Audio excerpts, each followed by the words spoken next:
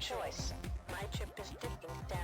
Just hold me please. You have nice CDs. Give me drink 01 and you will see love on my LCDs.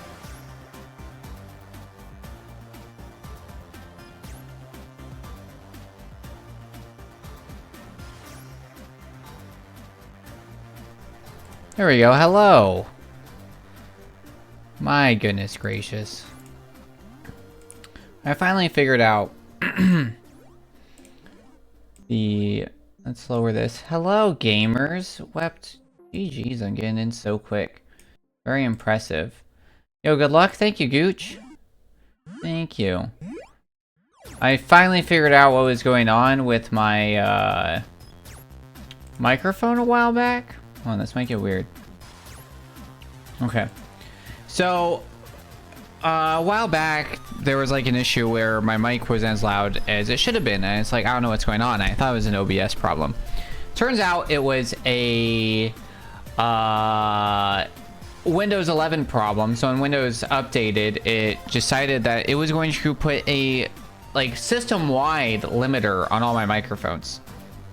And I didn't know that. So yeah, good old Windows 11. So I was like, why is my mic like in this like low yellow, high green? I'm like maxing it out on the equipment. I'm like, there's nothing on OBS. I'm like, what the heck, OBS? I can't figure out. So like what I had done was I like blew the device out, put it back in, and then when I put it back in the like second time, like back, I like moved it from mic 1 to mic 2 back to mic 1.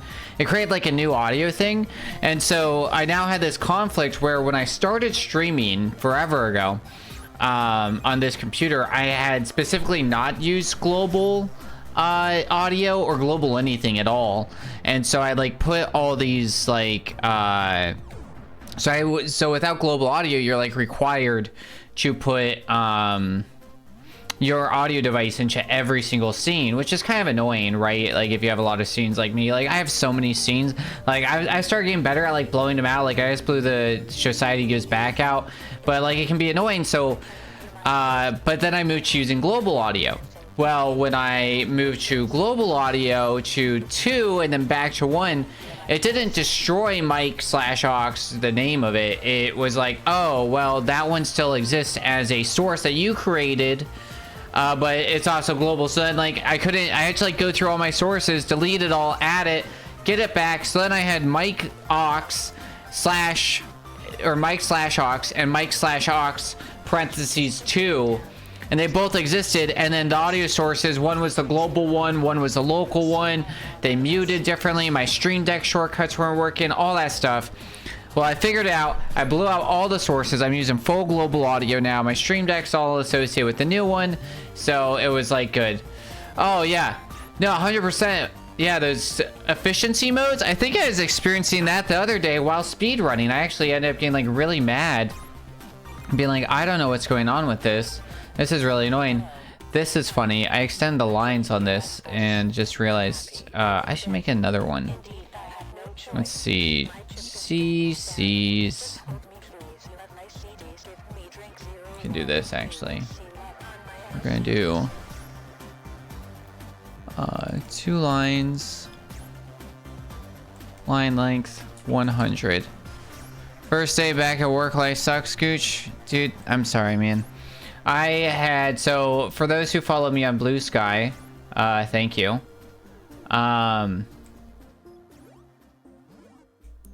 For, let's see, that's probably a good size right there. And then we make it a little bit, nope, that's still too big. Okay. I woke up this morning with a migraine from hell. Oh, dude, that's a good point. I should do that. I didn't even think about that. Not Twitter is the name of my shortcut for Blue Sky. That's a good call. But yeah, I woke up with like, here's how this migraine felt, mind you. If you have never experienced a migraine, impressive. Good for you. Because like I get headaches and then I have migraines, right? Like that's a thing that exists. And Abe Link has a good starter pack for us. Oh, good stuff. Yeah, I'll write that down.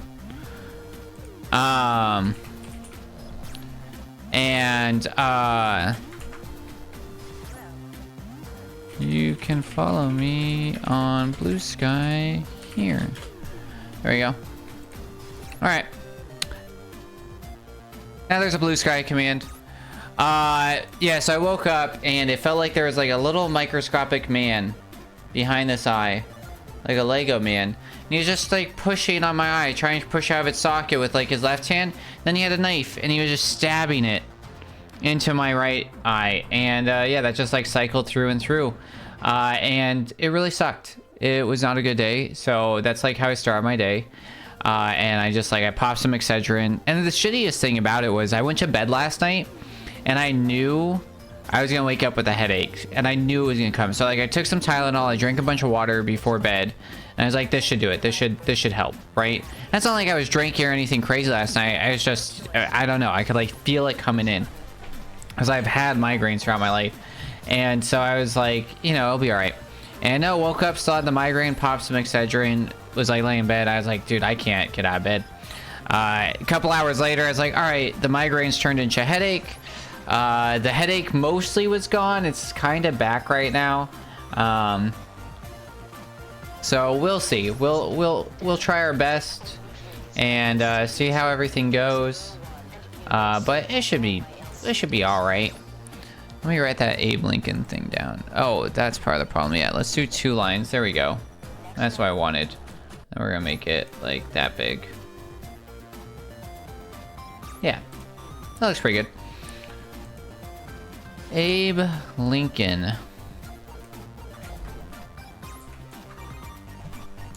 I know that guy. Hello, it's funny. I can hear my voice. Very cool. I'm happy. I like dancing. Indeed, I have no choice. My chip is dipping down. Just hold me please. All right. CDs give me drink 01. But yeah, so we're gonna try our best to have a good stream and keep this migraine away. And you know, try and PB right now. So you guys might notice, those who have been around, our new PB that's listed right there next to this is the end is 1952. I finally beat sub 20. I did it off stream. It will be uploaded to YouTube in like a day or two. So it was super exciting. Definitely check it out on YouTube. It's a wild run. My PBs for a while have been you know, as we get better, they change and they become more consistent. But it's very much been like, I'm on pace, I'm ahead of pace, I'm ahead of pace. Oh god, I'm way behind pace, I'm ahead of pace. And so every run, this is a bad start. Every run is, you know, a crazy adventure in and of itself. And so that's kind of what happened there, where I was really doing great. I was ahead. I saw 1914. I really thought I was gonna get it, and then I like psyched myself out. 1914 would put me in 2nd place, and I fully had it within my grasp. And then I just took a really dumb 30-second death, and then took like just lost more time after that. I was just so excited. I was so sure. I was like, oh my god, this is it. This is wild. And then yeah, so it was like going really good, really good, and then just not great. But it's a PB nevertheless. It's a weird thing to feel annoyed by a personal best by our peanut butter over there, you know. It's like, it's great, we beat our new record, but when I knew something so much better was like in grasp, you know, that was scary. I held that longer than usual, but yeah, it was absolutely wild. I've been I started, yeah, so I think it might be that Windows 11 efficiency mode, because I was doing some PB runs yesterday, because I think I don't know, I'm trying to like, part of me is like, oh, we should just do GDQ practice, right? And just do like full runs non-stop. And I will say, full runs are one of the most valuable things that can happen, and that you should encourage yourself doing while speedrunning. Because you never know like where you're going to save up, especially in longer runs.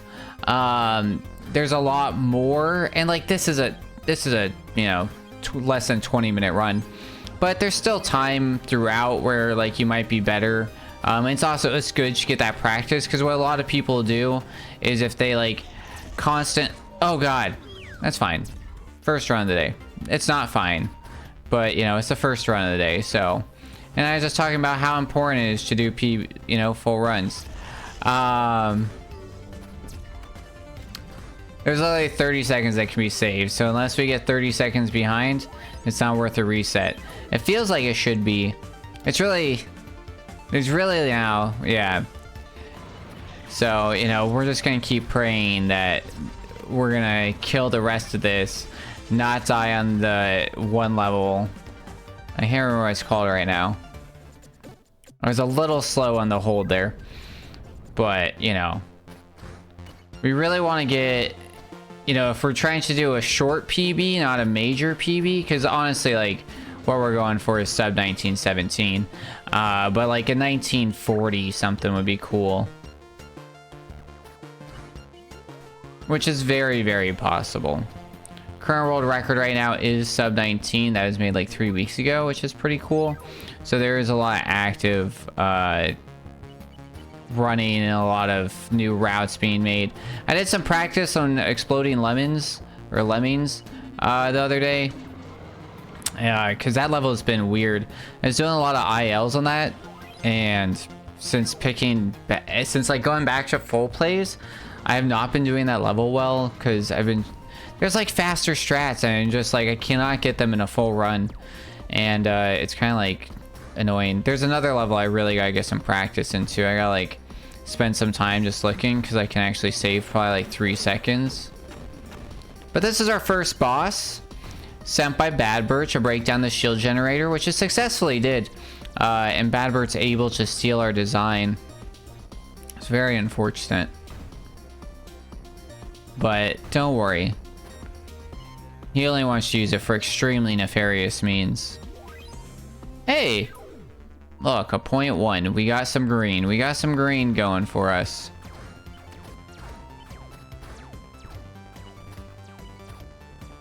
I haven't done the ILs in a while though, because I was doing a lot of those to try and like stay interested in this.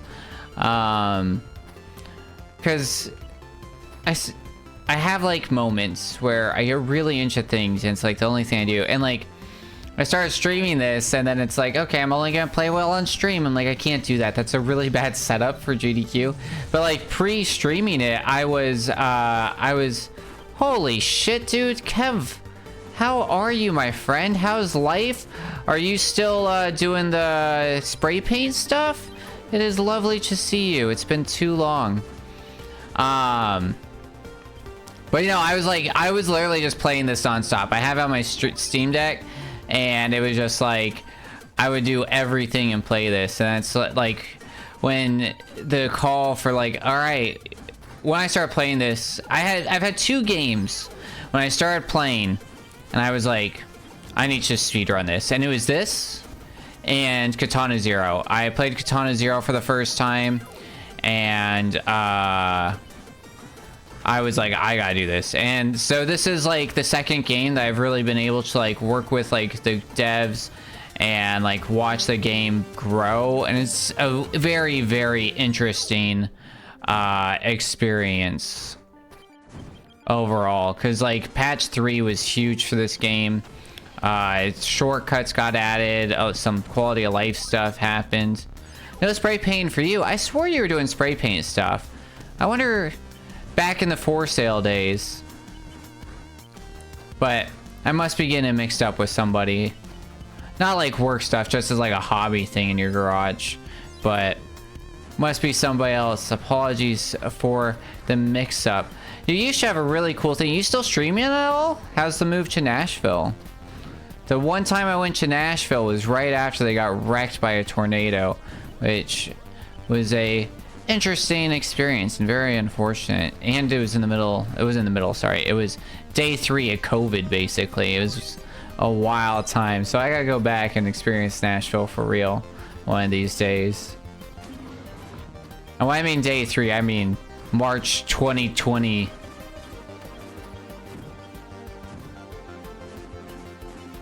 Quit streaming about 2.5 years ago. That tracks, man, dude. Like, I have That's about when I stopped, and now I'm back, so that tracks. But how's life? What was the move for Nashville? Was it for work, for pleasure, something new? Cadmus, hello and welcome on in.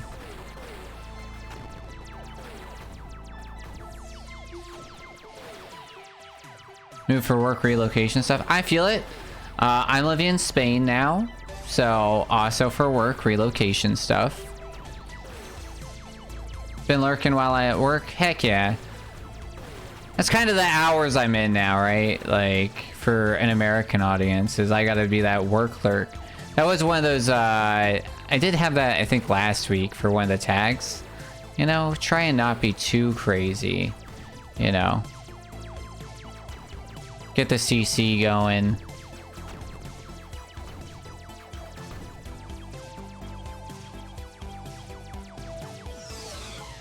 Yo, Spain? Neat. Yeah, it's a good time. It's an interesting country for sure. I've learned a lot. A lot that I didn't know. Also, beautiful country. Like, before moving to Spain, I spent a lot of time traveling Europe. And, like, been to, like, Belgium and Germany and the Netherlands and to France and to Italy and to the UK and all these places. And I moved to Spain. And I've gone back to a few places. But I've mostly just traveled Spain. Because I was like... the advice I got from some locals, because I will say, if Spain has anything, it's pride in themselves. And,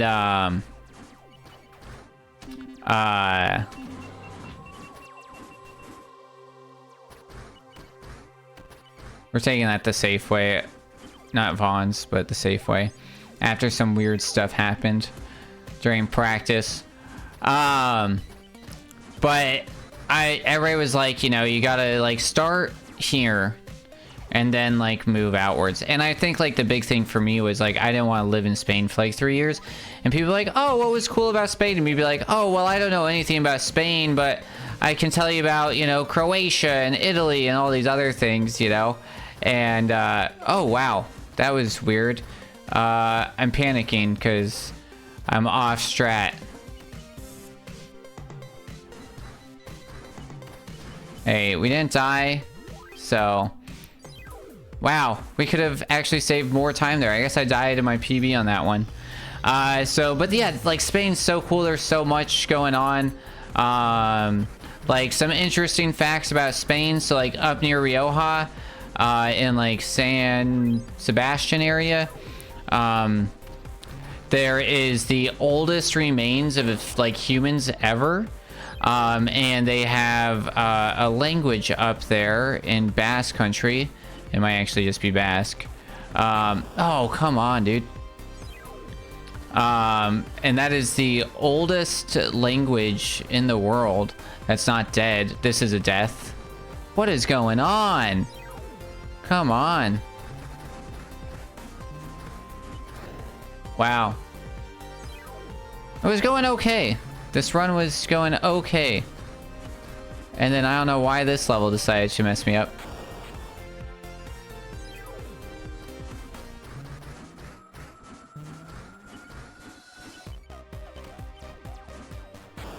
I jumped early. I finally got in there in time.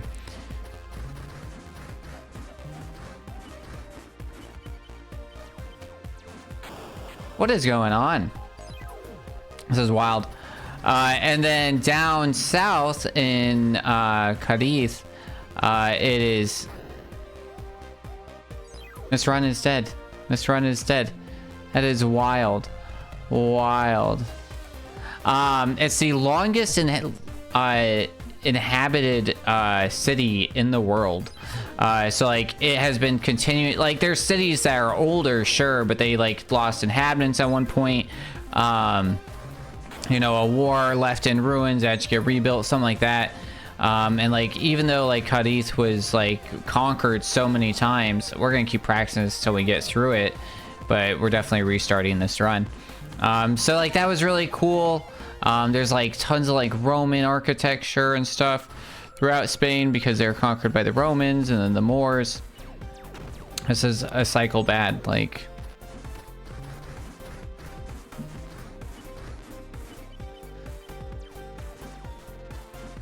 There we go.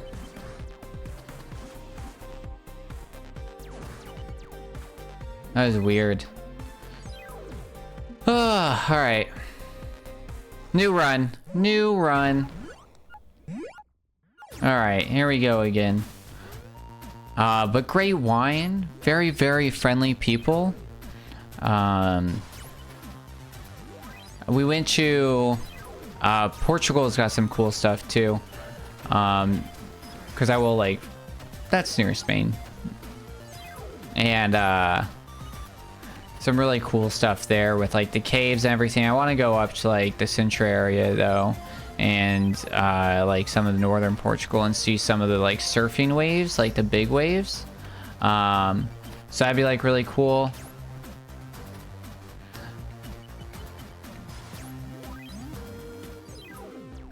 It's definitely a very different cultural experience than America. Because America still has hardcore hustle culture, and Spain not so much. Spain is deemed like one of the like happiest countries in the world consistently, and I fully believe that the reason for that is 100% community. The Spanish people built themselves on like largely due to like racism is like where it starts, which was like anti-Islamic, xenophobic type laws after the Moors took over that led people to be forced to like eat outside and leave their doors open at all times so that way like people could monitor them and what they were eating. But that like culture evolved and just people always eating outside for like hours, and people like having their doors open and friends coming over and everybody saying hi all the time. And it's like you have that go on for a couple hundred years, and you end up with these people who every day they go out and, you know, have coffee with their friends, and they sit outside and they watch every single football game. And it's a very interesting culture in that sense. It's very interesting too because like they're in the wrong time zone, because the dictator that ran Spain was like in love with Hitler. And so Spain didn't get involved in World War II. They had some internal conflicts to deal with. But what they did want to do was that they wanted to leave that trade route open with Germany and have an opportunity to do stuff with them even while they're doing crazy stuff. So they changed their time zone. So Spain's in Central European time, and has been since like 1943, which is weird because it's like Portugal's an hour behind, which I think is the same time as the UK. So Spain's like literally operating this wrong time zone because one dude said that he wanted to like line up with Germany better. And so like the sun comes up later by an hour and then sets an hour later. So like in summertime, the sun goes down like fully like 11:30 p.m. and it like comes up at like 9, which is like wild. So the whole country like builds themselves around this like circadian rhythm based off the super late sun. And so it's like most things and like shops don't even open until I probably should have forced an ad when we did the reset run. That would have been smart. I'm still figuring out this whole like ad thing to try and prevent pre-rolls. So I find pre-rolls extremely annoying. That's like the main reason I'm doing it.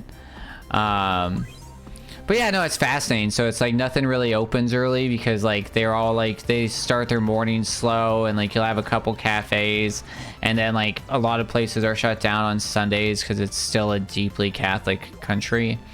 And then dinner is like 9 p.m. and it's like and then the other thing that's really interesting is they're a very family oriented people. So Germany is like, you can't be seen in public till you can have an opinion, is kind of the joke. So you don't see any kids under the age of 16 out and about.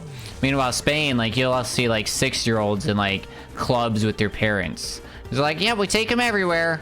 It's wild. All right. I hope the ad break's not too bad. We tried to make them not too crazy. Ah, that bonk sucked.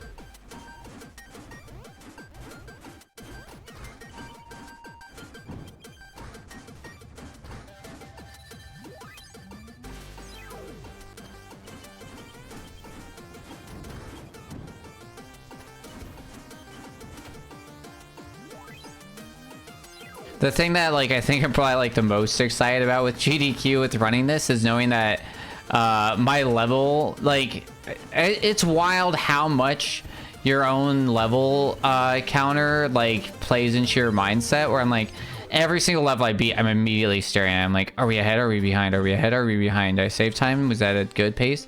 You know? And it's like if I get out of that mindset or I don't have that there, it'll probably be better. You know what I mean? So it's like, it's crazy. How long is this ad? I feel like we just had an ad. Did it not actually do it? That's weird. Wow, funny. Actually, the one that we got like a brand new PB on there with the gold. I did not stare at. That's funny. We love ads, right? I will say Twitch ads are pretty horrendous. I get about 3 of the same ones about the state that I'm living in Spain. And they are always the same ones. So like if I like I get 3 and those are the same 3 I'll get on that same stream every time. And it's like, that's annoying. And it's like, is that because they don't have enough ads like coming in? Like, I don't know. I do know that like ads were, I think, on before, because I don't think like once you're an affiliate, like you have ads no matter what. So I was like, maybe having these ads lets me have control over it. I'm not sure. I gotta like do more research into this ad thing. It's like I don't need it for the money, but I do want to like have the best viewer experience, and I don't want people to be like rammed with like pre-rolls. I want them to be able to hang out for a while before being like put into the ad revenue block that is Twitch's like craziness. I'm like weirdly off cycle right now. All right, we're back on. We'll be all right. We get this on 53, we'll be good. Nice. I think world record for that level right now is like 51 something. So anything close to that is good. That was slow. Scary. Shortcut. All right. We're on pace. That's good. I was doing a run, I think it was last Tuesday, for stream. That was terrifying, actually. And I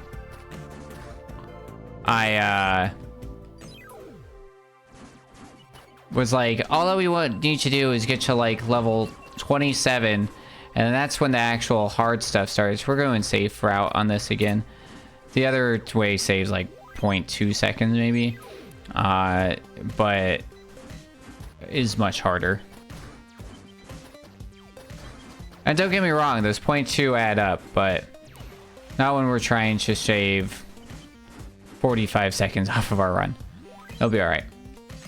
As long as we're close. We're gonna get on PB pace here. Are we ready for this? Oh my god, what did I say that? Why did I say that? Why did I say that?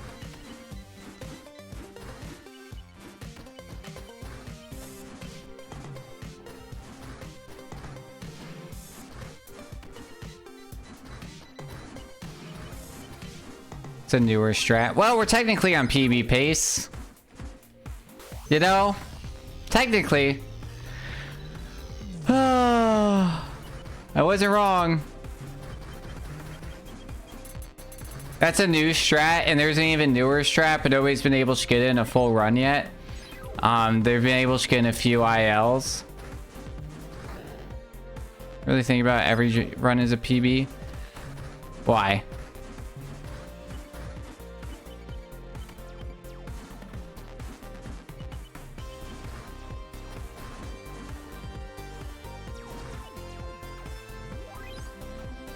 Wow, that death was bad. It's alright. We got plenty of time to save. Deaths now are free time saves later. Put down a shirt.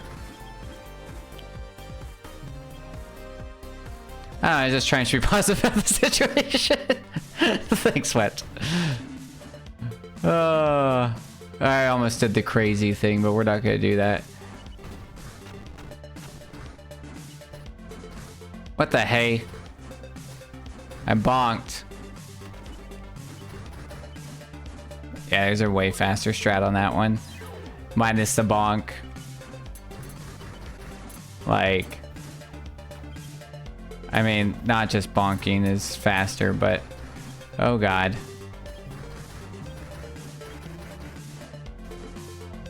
Nice. Boring level time. Let's just not mess it up, though.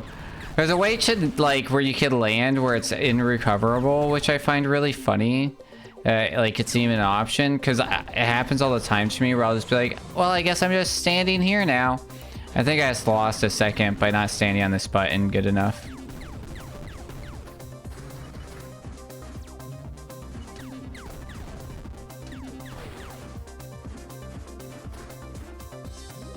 Alright, not too bad. Alright, locking in.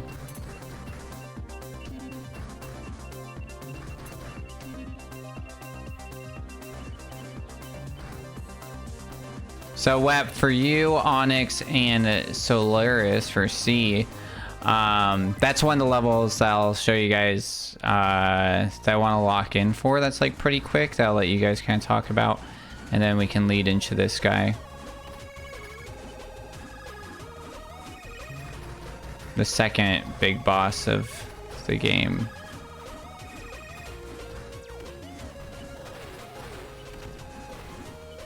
Which I might lock in for this one too, so it might be a twofer. Come on. I'm smashing.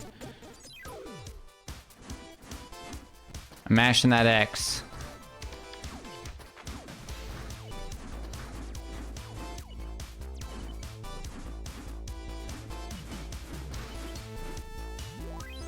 And,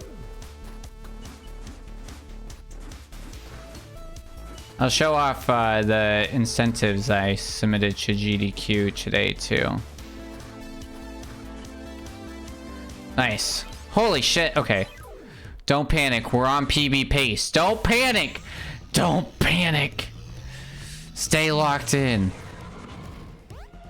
He's panicking.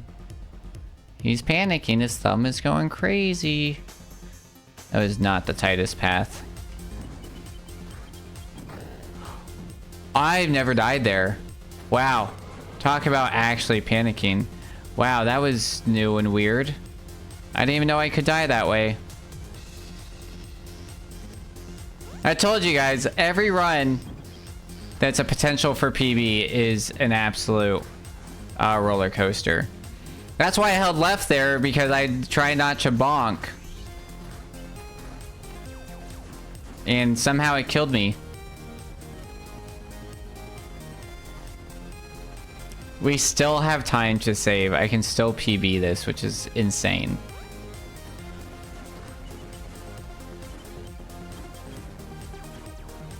I still know. Alright, it's not the next level. The next level... Actually, I think the next level I can save time too, because I think it took me 3 tries to get Chattering Teeth on my current PB. So if I get it first try, that'll be 4 seconds, so then we'll be plus 12 probably.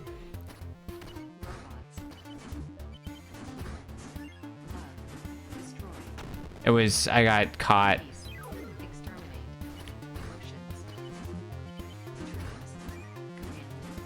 That one's good.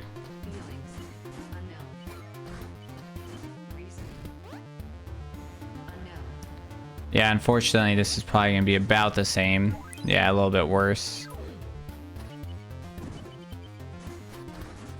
I think the next level is the one that I took a 25-second death on, so that's going to be the one that we can... That's what I mean when it's like, that's why it hurt so bad, when I was like literally so close to...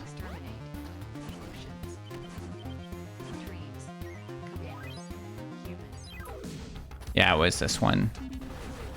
So this is the one where we can probably get about 6 seconds onto PB. What is it with software? Alright, hold on. It's a big message. I can't die here again.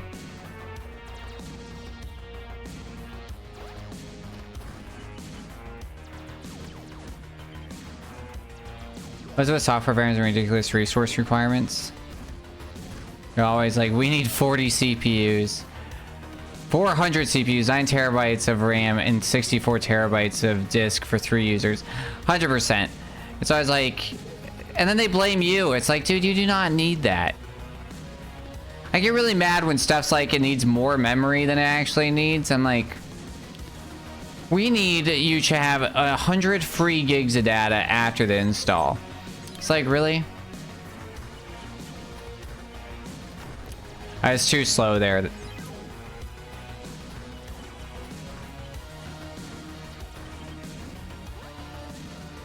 And then it sits at 99. Yeah, 100%. Like, you didn't need that shit.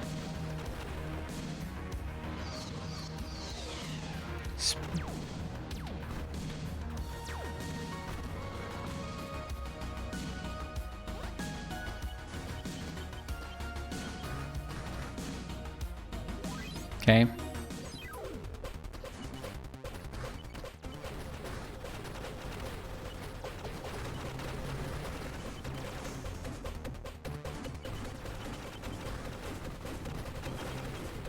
This was the level that I realized needed a flashing lights warning. Ah, I touched it. Anytime you touch it, you're too slow to make this first cycle. Oh, what the fork?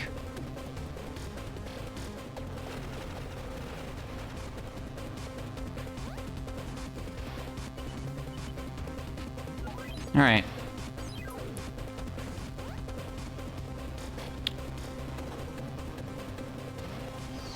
That was terrifying. This reminds me of the feather power in Celeste for those that have played that. It feels very much the same. It has very much the same look. I told KO that and like, oh yeah, I played Celeste. Oh, I did not make it that far. I'm like, that's funny because this is very, very similar.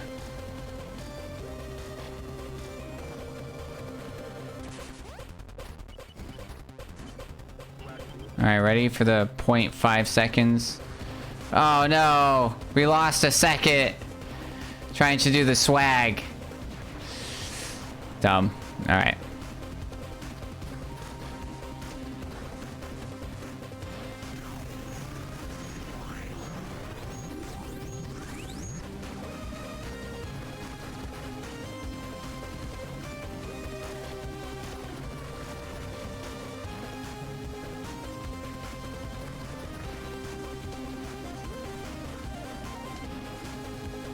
Really gotta start focusing on... I gotta do more practice runs without like a real timer, to be honest. Because I think that's gonna be more accurate to GDQ. I gotta like figure out what I'm gonna say. I had a pretty good script for my in my brain when I was doing recording. For my submission, and I was like, yeah, I could just do that again. But then I was like kind of like thinking about it. I'm like, I kind of want to... There wasn't enough said, it wasn't fully thought out. I'm like, now I have all this extra time. And I have like a general basis. I have a roadmap, you know? And I think if I like know exactly what that roadmap is and where I'm going and I can memorize it or do something with it, maybe I'll make a sticky note. Actually, that's what I did for Society Gives Back, was I have like, I still have them in front of me. I have note cards with like my incentives and stuff on it, so that they're like quickly what's the word I'm trying to say? Referenceable. Went a little early there, but rather safe than sorry. Come on, sub 140, sub 140, sub 140. Ah. No PB! No PB! 1943! Alright, we'll take those. What notifications do I have? Oh, shit. Somebody's uploaded some runs. Oh, somebody else verified them already? Oh, nice.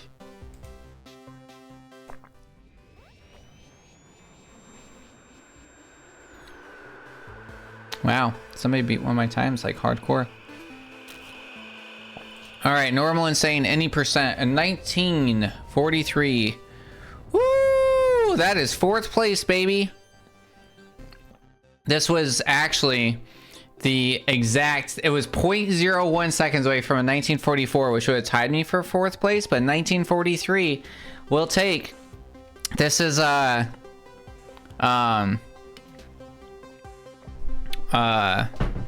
this is the slowest time that I'm willing to upload to speedrun.com, and I just got it. So, because I'll be 4th place, I'll take that.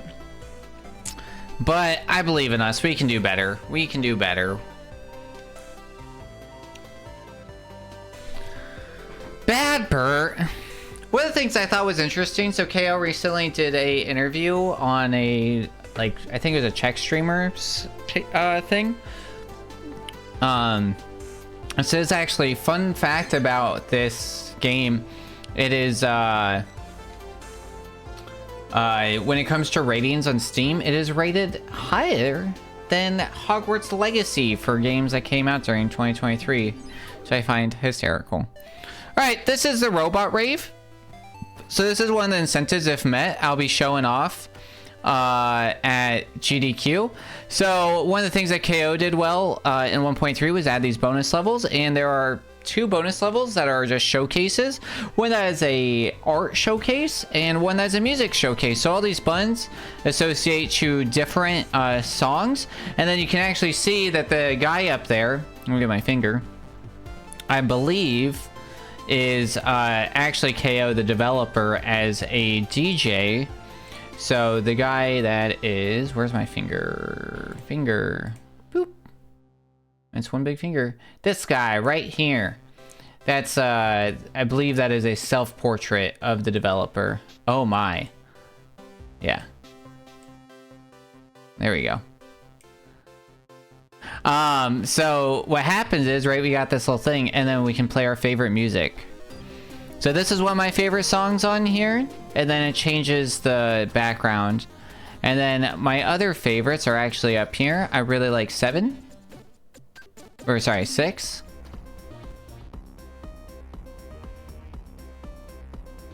And we're just gonna have a robot rave on stage.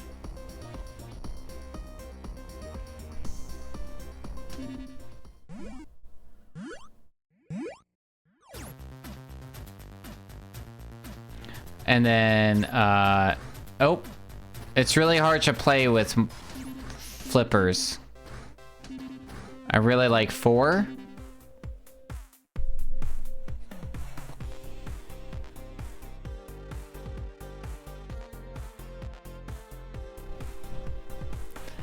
And 2.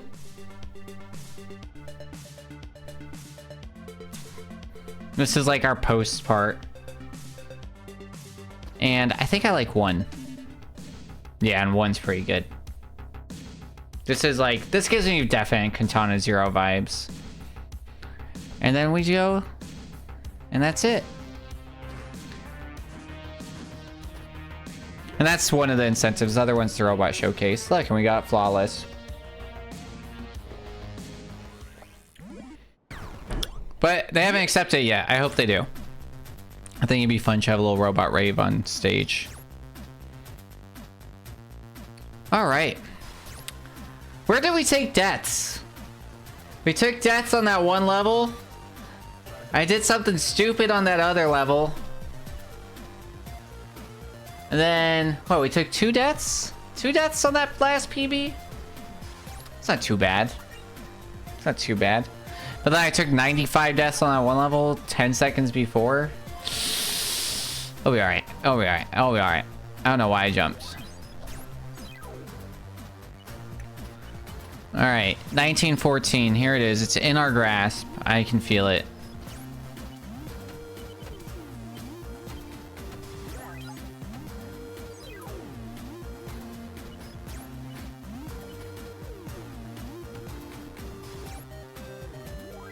I'm happy to PB though. That feels good. I'm trying to, I really want to go to GDQ with the time submitted to speedrun.com. Because I was like, it'll feel weird to be like showcasing this game and be like, oh yeah, I only have like individual levels uploaded, and due to some drama, none of those are record held right now. I'm also a little intimidated to upload a record due to some of the drama with me uploading. So I'm like, I don't know. I got like a, you guys know in I got a syndrome, I think, going on. If you guys are familiar with Les Incredibles. Los Incredibles.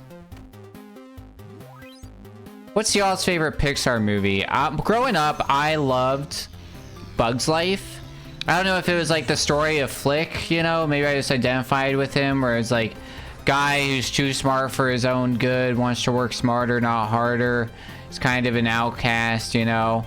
Ends up actually being a hero. Like, I don't know why that, like, at all spoke to me as a kid.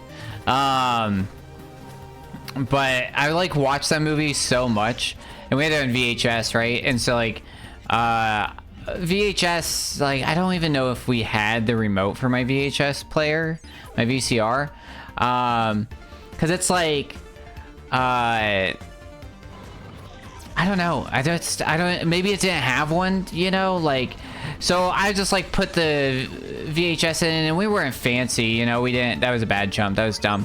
We didn't have the like fancy rewinder or anything, you know, like you would put it in and you would like rewind, you know. So like for me, it's like we just like put in rewind, and you know, be kind, please rewind. And so I just started from the beginning every time, you know, the beginning. There was no title menu button, you know. I remember when they added that to remotes for DVD, and it like blew our like mind, where it's like you can skip all the pre-roll ads on your own DVD that you bought at home. That's wild, you know, like that was revolutionary at the time. And but yeah, so like I turn on Bug's Life and just watch it from the beginning. And so it's like Bug's Life at the time when it came out, Disney XD had just like came out, which is like the cool Disney. And so they had a trailer for Disney XD with the like behind the scenes of like all these like Disney XD kids at a skate park. It had the ad for Tarzan, the very specific coming to you soon ad that was way too loud for no goddamn reason. If you guys are familiar. And then it had the short, the Pixar short, of course, which was the old man playing chess with himself, which I never really fully understood as a kid. I still don't know if I really understand it now as an adult, maybe. Maybe I should rewatch that, you know, because that short's wild. But why did I start talking? Oh yeah, Pixar, because I talked about The Incredibles. But yeah, I don't know, Pixar films are so good. I did prefer Toy Story 2 over Toy Story 1. I don't think that that is insane to say. I appreciate Toy Story 1 for what it is, you know. I love Up. You guys got to see a beautiful rendition of the Up song on Melodica the other day during stream, which is exciting. That's clipped if you guys go check out my clips. We are getting that consistently, which feels good. What else? Oh, Monsters Inc. Those are great.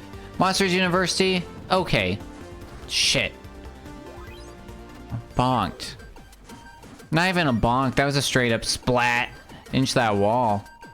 Very unfortunate.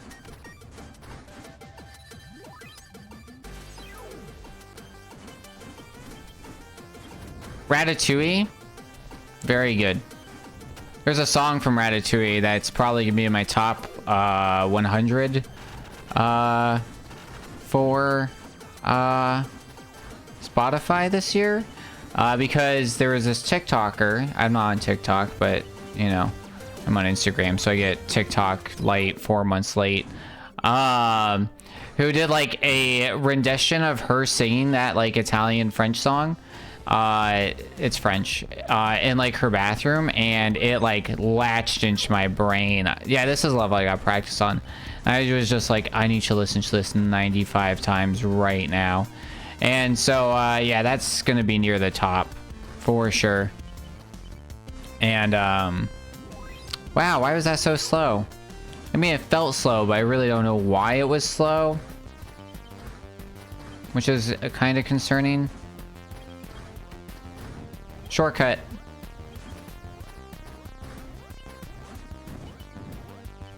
What other Pixar movies are out there? Oh, Onward? I loved Onward, dude. Honestly, underrated. If you guys haven't seen Onward, it came out like 2 years ago. It's like, it's a family, I love brother movies, you know? I think Siblings is like the new hotness in the Disney Pixar thing a bit. Because like that's like Frozen, right, with the sisters. I love it. I'm into it. And Onward was really good. I really liked it. We saw The Wild Robot, which is not Pixar, it's a DreamWorks movie. And you can tell it's a DreamWorks movie because it has some pretty crass humor in it. But dude, I cried like 3 times. It was so good. Like, absolutely adored. I haven't seen Wicked yet or Moana 2. I'm a little concerned with Moana 2 because our boy Lin-Manuel Miranda did not do the soundtrack.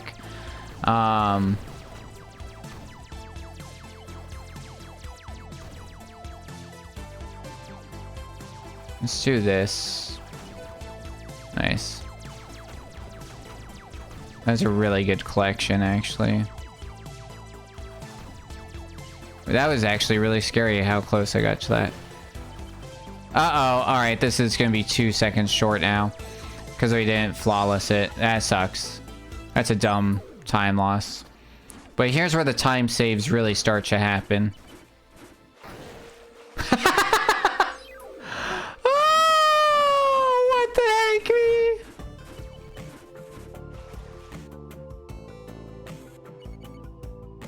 That was perfect.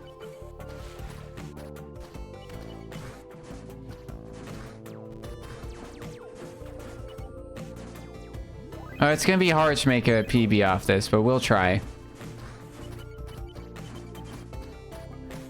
We got 1 death. If that's our only death, so I think we can still get a PB. I'm pretty good at that.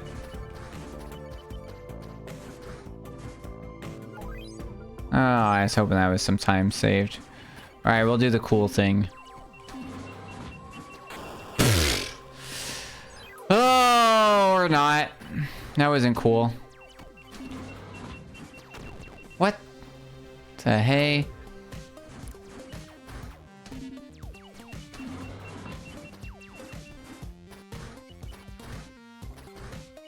That's the hard way. Wow. I don't think we're gonna PB this.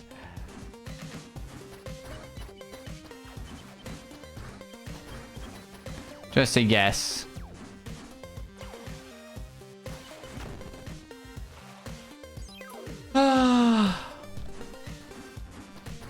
No, you know what? It's a good time for an ad. It's a good time for an ad. Oh man, oh man. Horrible. Absolutely horrible. We're doing so good. We go from like 1 up to like 1 down to like something crazy, and it's just like, I don't know what's going on.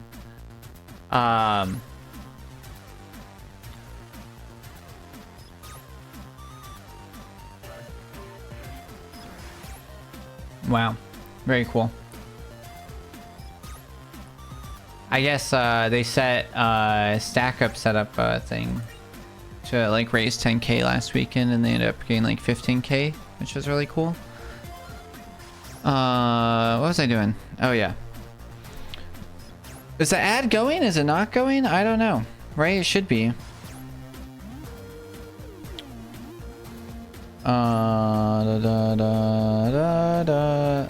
I saw a message that I actually replied to. Excuse me.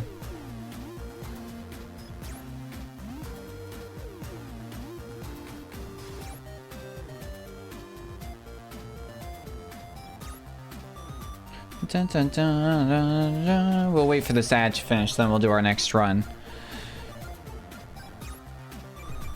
Just jam out for a second.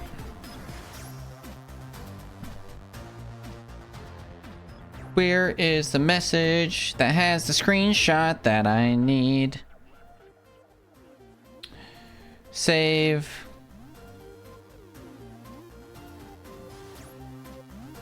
Gallery. And send. Okay. All right. It's funny. I can hear my voice. They don't roll in. All right, we're still learning. Indeed, I have no choice.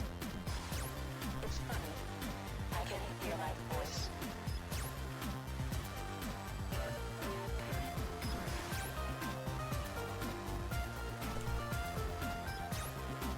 All right.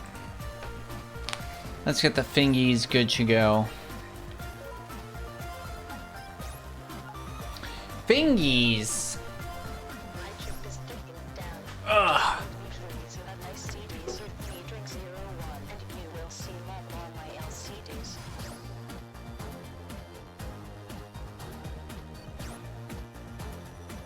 Next level.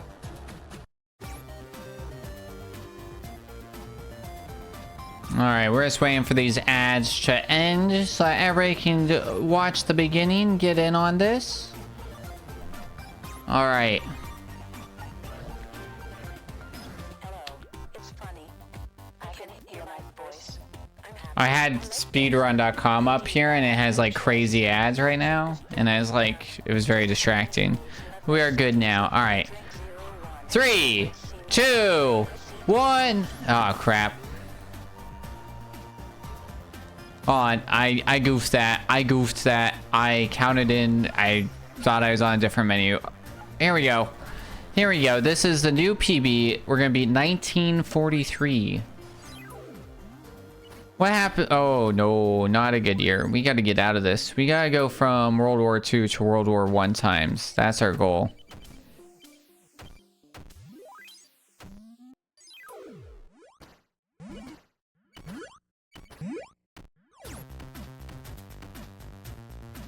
I have mixed feelings about like the continuous music. I think it's a good thing.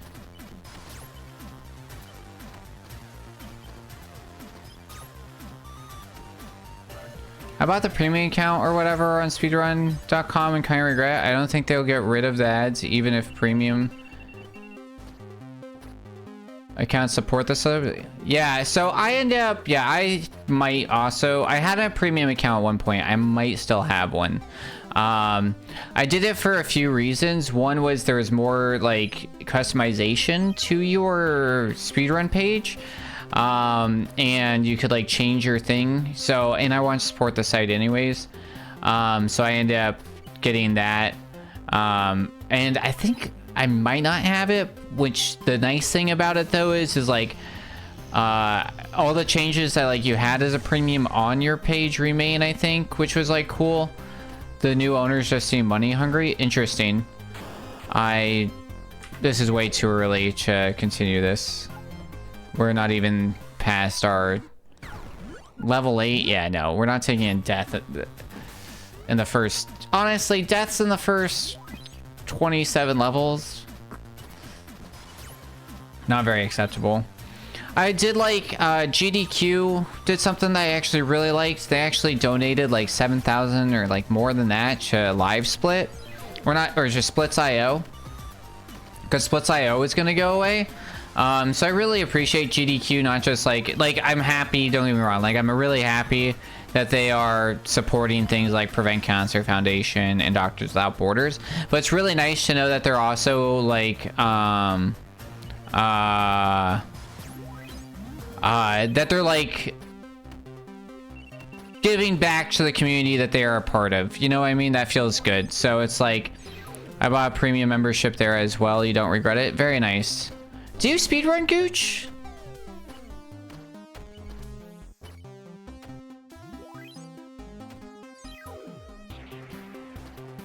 You do? Oh, but you do, right? But you do Kaizo, right? You have to do the Kaizo speedruns? Because you have like... That's like the big thing you were doing? Yeah, I remember now. Yeah. It clicked. As soon as I asked it, I was like, but then I remembered, yeah. That is another goal of mine to do. Is find a Kaizo game and start doing a speed run of it. I started doing it on Instagram, which is cosplaying cars. I have 2 Instagram accounts. I have cosplaying cars and the Pied Piper Meadery. So if you guys are interested in how I make mead, you can check me out at either of those. But yeah, so with cosplaying cars though, I started uploading doing like level challenges with, they're based off like the Ryu car videos, right? I'll fully admit that they are, what's the word I'm looking for? Subjective? No, that's not the right word. Like when something's inspired or like, they joke about it with like X-Force and X-Men.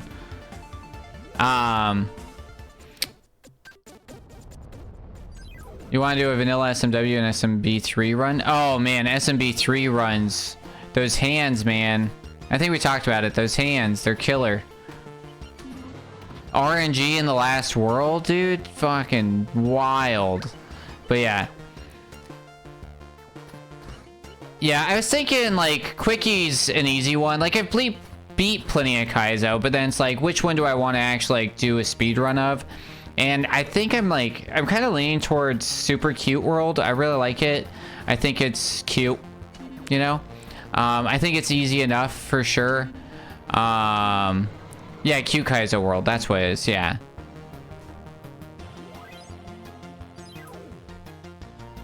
The key strats are a bit hard, but honestly, you should get a good time. That's good to know, yeah. Because, like, I have the, like, 3 ones that I can consistently, like, beat. Well, I guess, like, the 4 is, like, Quickie World 2. Screw Quickie World 1 just for Soft-Rain Castle alone.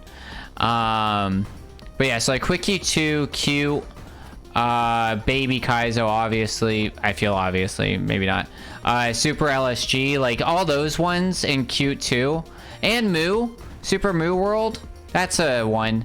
Those are all like 100% agreed. Yeah.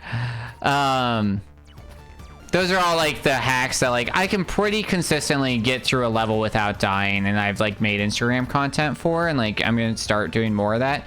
That's kind of like how I'm like leading myself into doing more. It's really cool to see Fresh Hops, Frozen Flygon doing that.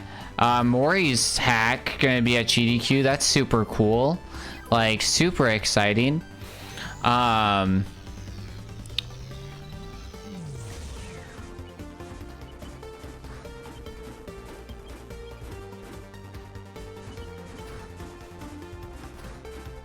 god. Oh, come on, man. Yeah, the world record in that one? Which one? We're doing resets. We're doing PB runs today, honestly. Fresh Hops? Oh, nice, yeah. I wasn't really planning on doing... I kind of was planning on doing PB runs, to be honest. I feel better doing PB runs right now, actually. They're not making me bitter. Me and Donald traded for a bit, then King J. Rule came and destroyed us all. Oh my goodness. It be like that sometimes, dude. That's like how, like, that's what, like, I used to run Strider, right? And, like, we all just were like, alright, Cool Kid has the world record, and none of us were ever gunning for it. Like, it was just like, and Cool Kid got it, like, the first day he learned how to do it. There are just some people who are just god gamers, you know? And you just have to, like, respect. So, I feel it. You're just like... You know, I think that's the hard part, and like I realized, is that I'm a good gamer, right? I think that's the interesting thing with growing up in like pre-internet, right? Was that I was the best kid at Smash. I was the best kid at Mario Kart. I was, you know, like that was me growing up. And then like throughout high school, like I started meeting a few more friends that were like maybe a little bit better than me, you know. And like to this day, I have not met anybody who's been able to, of my friends, Like I've never like gone to a party or anything and been like, oh, there's people here that can beat me at like Mario Kart Double Dash.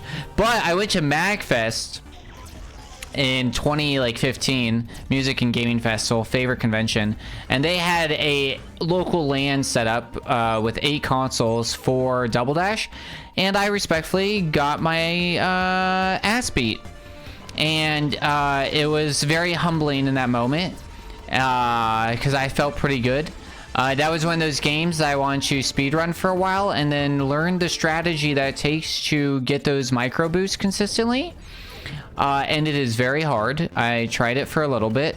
It is exhausting because you are literally fighting for milliseconds to move up different ranks. The community is very well built. It is very cool in how they have it set up, where like it's very easy to like find a path and set your goals up for like what you want to do. But it is wild. But kids these days, you know, they never have to go through life with that sense of false confidence that they're the best, because they all play online and they get their ass beat, or they are actually good at like 7 or 8 years old. They are actually some of the best players in the world before they're 10 years old, and it's been proven, you know, that because they're running tournaments or they're doing, you know, open campaign and they're double platinum whatever in, you know, Overwatch 2 and have a, you know, 99% win streak or something, you know, like it's honestly insane. And so it's like I recognize that I am better than every average gamer out there, but I am worse than every good gamer out there is kind of where I think my skill set is. Because it's like, you know, I can Kaizo, you know, like I think that's more about patience though than skill in some ways, right? I think we're all a little broken if we enjoy Kaizo. You know, I can Mario Maker, you know, but then it's like guys like Royru or even like Cruel Gaming, like a lot smaller, but I don't know if you remember Cruel. He was around a lot, a few years back. He still hangs out on my server, much appreciated. Cool dude. Yeah. Cruel's really good. You know, he does a lot of the like, what's the team? The team that's like, Team Precision and stuff, you know? Like Ryukar's really good, you know? Like, oof. I didn't want to die there again. So it's like, I built a speed run for Royru because he donated 50 or 75, I think it's $75 during SGB 2022. And he still has that world record on that stage I have. Because he was like, oh, look. Like, his brain just works differently, dude, I swear. He's like, I think I can cheese this. And then he, like, does, like, something that, like, my brain never would have saw or thought of. And I'm just like, what the heck just happened? You think you beat Royru's time in Quick Your World 2 any percent? Very impressive. Oh, Ryukar, yeah. Ryukar is very good. Yeah, that's valid. That's a shitty death to take. But that's fine. We've taken this death before. I'm gonna let it live. Yeah, no, that's fair. Both of them are very good. One is the Persona guy, and one of them is the Dragon guy.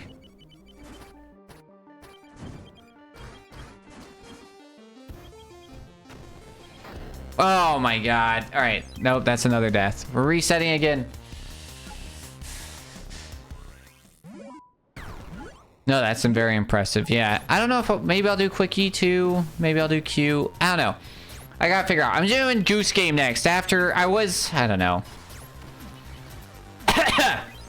Part of me wanted to do a different run of this. I kind of want to do the first bonus world runs of this. I think that'd be fun. I kind of do want to do a flawless run of this game. I'm scared to start those now because I don't want to learn those while I'm practicing for GDQ, because I don't want to go to GDQ and my brain like start forgetting this strategy and then do the like new strategy. I remember I don't know if you know TGH_. He was a Celeste runner, then a Link's Awakening remake runner. I don't know what he's running these days. I haven't kept up with him. He gave me some bad vibes a while ago, and I kind of stopped paying attention. He's a very good gamer. Not like the normal bad vibes, just like some fan interactions were like a little odd to me. I was like, ugh. Gave me the ick. I think I like was hanging out there a lot. I was like, heck yeah, Celeste, Zelda, love it. He was at GDQ a few times. But it was like the ick enough that I ended up unfollowing. And pretty sure. But he used to have like every world record in Celeste, and then like somebody beat like one of the other records while he was like working on a different category, and he was like, are you just gonna go back and beat that one? And he was like, no, I'm not really like doing this for it, the like records. He's like, I can't just like go and do that because I have to like unlearn muscle memory and then relearn new muscle memory because it's like the same game and it's gonna really mess me up. And I think it's like a very valid thing, but he should kind of get like mad when people are talking about like world records and stuff. And I was like, it's a pretty natural question to that. Like when I tell like my family members about GDQ, they think it's like the Olympics. They're like, oh my god, so you're gonna like go against all these other people and you got like it, and it's like, no, it's not the Olympics. It's not like the best athletes in the world are getting together to prove they're the best athletes. It's like some of the like the most entertaining gamers who play games fast are getting together to raise money for a good cause. Like but I appreciate the support, you know. My family's like stoked. They're all talking about like hosting like watch parties for me. I'm like, it's cute. Oh, Boots, well, hello there. Welcome on in. I forgot to hold. So Yama, do you have a schedule? Yes, sir, we sure do. The official schedule came out yesterday. So there was a temporary or a tentative schedule out. But the official schedule that is very, very unlikely to change has come out. I will be live. I may add that you're a great gamer. Thank you, Boots. If you do bang GDQ in chat, it'll help me out. Gonna put a donation aside for your time slot. Thank you very much. Appreciate that. Yeah, it is going to, and it works for you too because you're in Eastern time, so it's not gonna be too bad. It's at 8:10 Eastern time, I believe, on Thursday. So, and the best thing, and I mentioned this at the beginning of my stream, one, puns. I'm gonna tell our announcer I want puns. I want the best puns. And then two, there are two opportunities in which donations get to be read. So it's going to be, yeah, that must be pretty early for you. I am not hosting GDQ. That'd be wild. I am flying there, Gooch, so 8:10 would be 6 hours, like 1400 for me. Did I do that math right? Yeah, 2 p.m.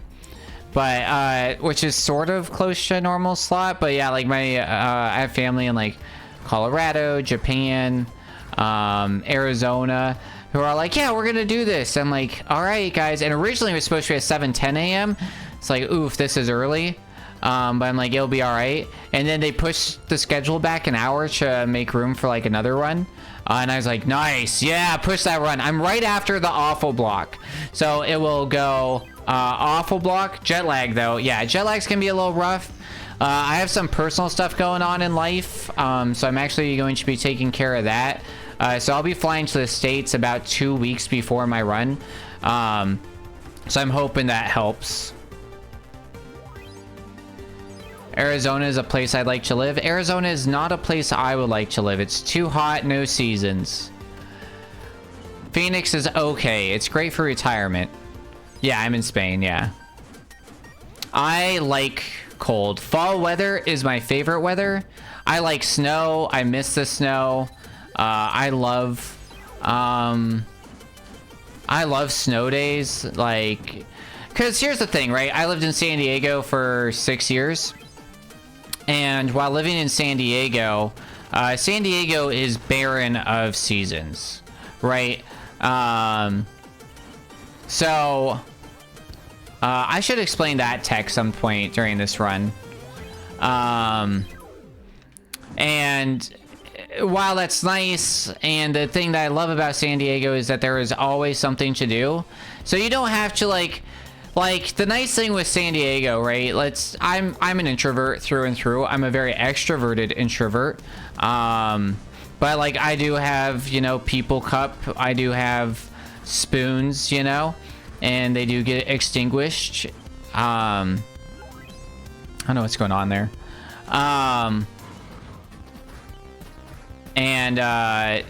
So the hard part with San Diego being like every day is a nice day and there's always something going on is that you have to like kind of fight guilt of like, well, I just like didn't do anything this weekend.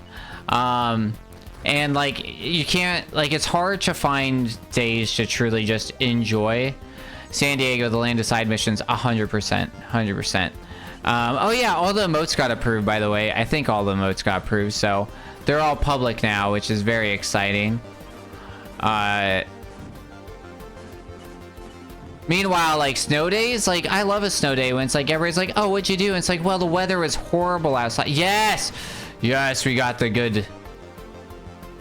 Coming at an office in San Diego, and they're always like, man, it's so hard to work when it's nice out. It's like, dude, it's always nice out. Like, yeah, that's the other shitty thing, right? Especially, that was one of the shittiest things with like when the ship was really crazy, because it's like I'd go to work and like I'd have, I think duty section turnover was at like God, what time was it? 6:45 maybe?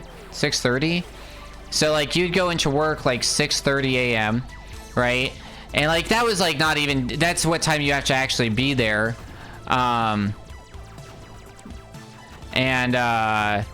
So it's like the sun's not up, you know, and then shit. Hi Delia, what's up, beautiful? And then you would go leave work at like 6 during the fall, and you've missed the entire nice day. Like 100% missed it.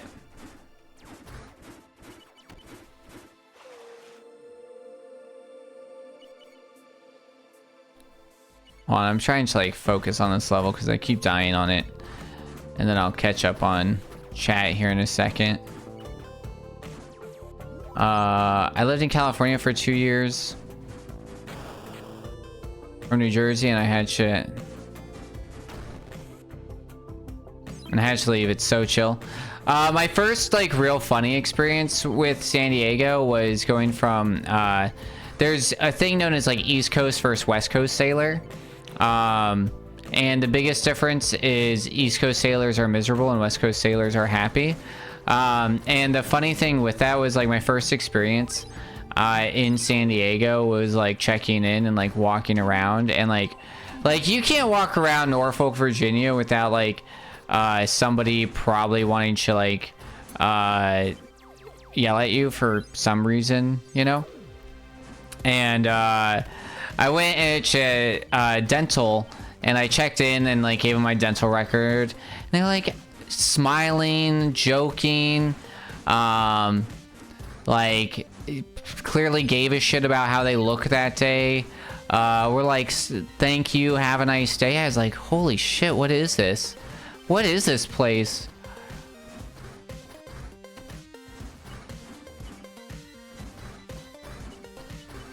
That's what that's supposed to look like. Let's go. We're back on PB pace. Sorry for being late. I hope stream's going well. Well, we got a PB our second run in. We went from a 1952 to 1943. So we're now 4th place in this game. Which is officially a cup. You do get a symbol for 4th on speedrun.com, which is exciting. I can't believe I just died there for the like 9th time today. Alright, we're just gonna safety strat this. It sucks, but it's better than dying a 3rd time.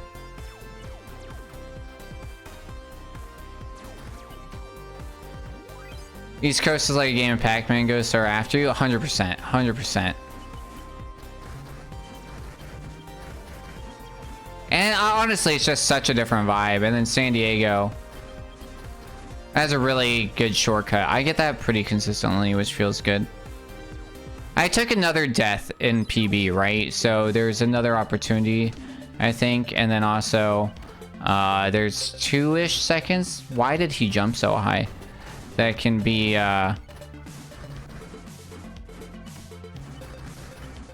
saved. They're sometimes saved.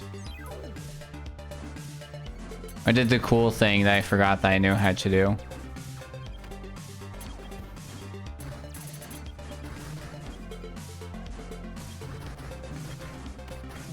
Shit! Oh god, that was scary. Oh my god, that is a ridiculous butt. This is the other stage where donations can be read, so hopefully you have a chance for yours to get read. Yeah, it's gonna be 8/10 on the Thursday. That's January 9th, right, Delia? For GDQ. Or if you do the command, exclamation point, GDQ will definitely tell you. I did update with the new time for 8/10.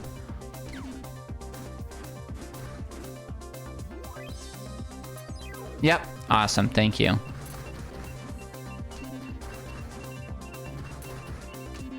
Oh god, oh god. I can't believe we just survived that. I like got stuck on that pixel. So, yeah, I'm playing. Yeah, I'm doing this game actually.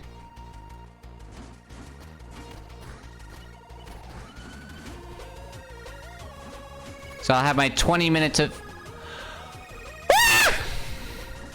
fame.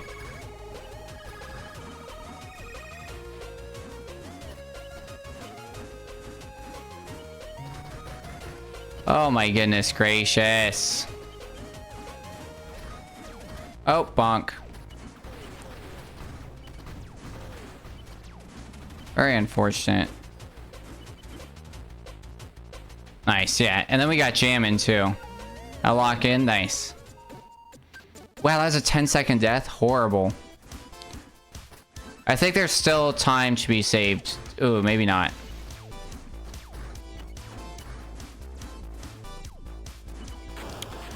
Oh my goodness.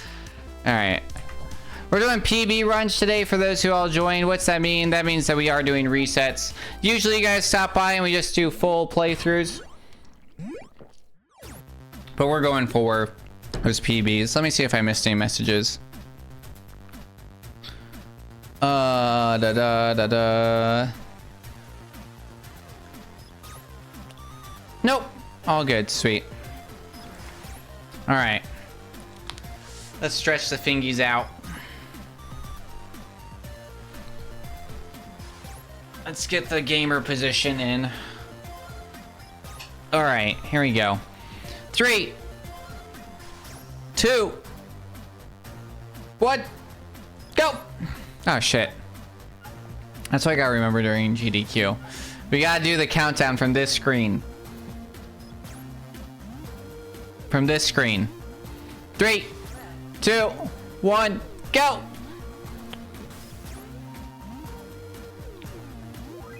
You can use the new emote. For noted.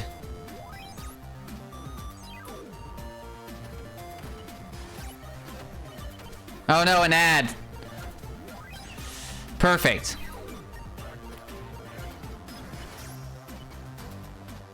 Oh, I gotta get a play ad button now that we're doing this. We're stopping those pre-rolls. Let me know what you guys think. If you hate it, if you like it, if you don't mind it, if it feels normal. At least we get a heads up, right? Like, I feel... Were we getting ads before, but I didn't have control over them and we didn't have announcements for them? I don't know. Were we only pre-roll ads before? I don't know. So much changed on Twitch in 2 years.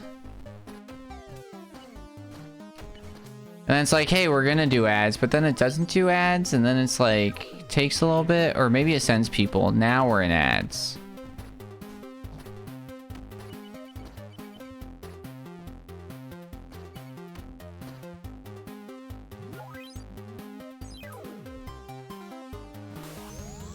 Dang, Delia, you got that rainbow narwhal. You Got that Super Kids sub badge. Is that the highest sub badge I have?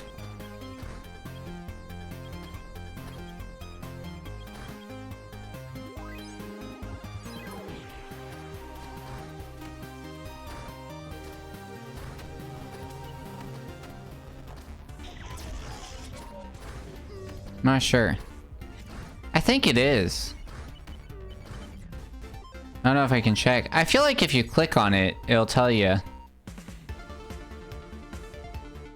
Not sure.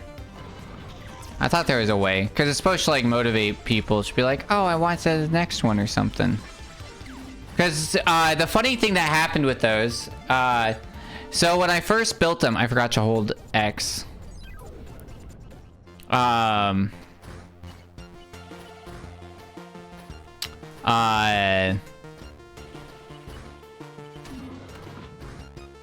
Was it only tells you that you have like your first year of streaming. When we built them, I had eggs that I had made, and they slowly hatched into a narwhal, and I had like built it out for like 12 months, and what Twitch doesn't tell you is that like after you've hit your like largest whatever that number is, which is like 1 year, right? Then they give you the next year's badge, and that continuously happens. I didn't understand that until my 3rd year in which it happened, because the first year I'm like, oh, there's only like the highest you can get's 1 year. So I had like the 1 year one, like there was, oh yeah, and they were recorders. I had recorders for a while that I had made. And so I was like, okay, so we have a rainbow recorder. So it was like each color, you know, was like the next level up. And then we hit like that 1 year. And I was like, oh God, there's nowhere to go from here. And then I was like, I don't know what to do. So then we like did something else in between. And then I found those on Etsy. And was like, oh, these are perfect. And they were like good for like 3 or 4 years. But it was just like that funny thing where it's like, okay, we've like maxed this out to whatever we need. And then Twitch is just like, oh, we've moved the finish line. And it's like, oh. I do kind of want to like gun at some point for the 65 subs. Oh, interesting. Yeah, I think it is. I think that is the one.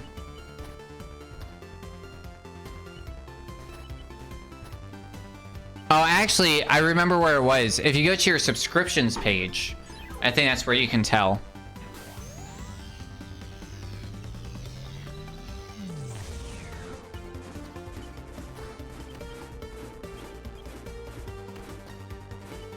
That's like 2 weird bonks. Oh, that's a really bad bonk.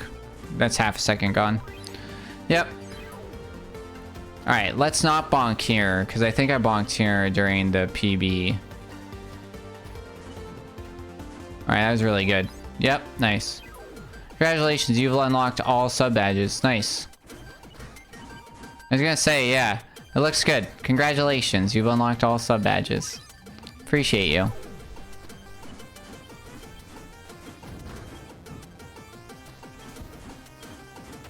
You too can be a cool cat. Now what's weird? What?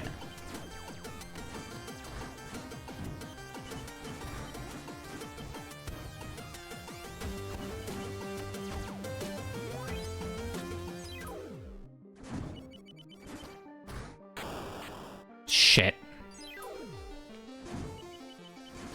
Shit.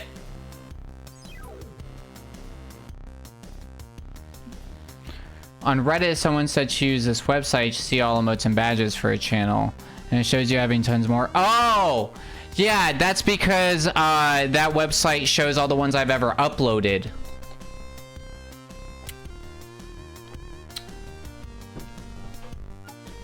But, because you can upload them now to a repository.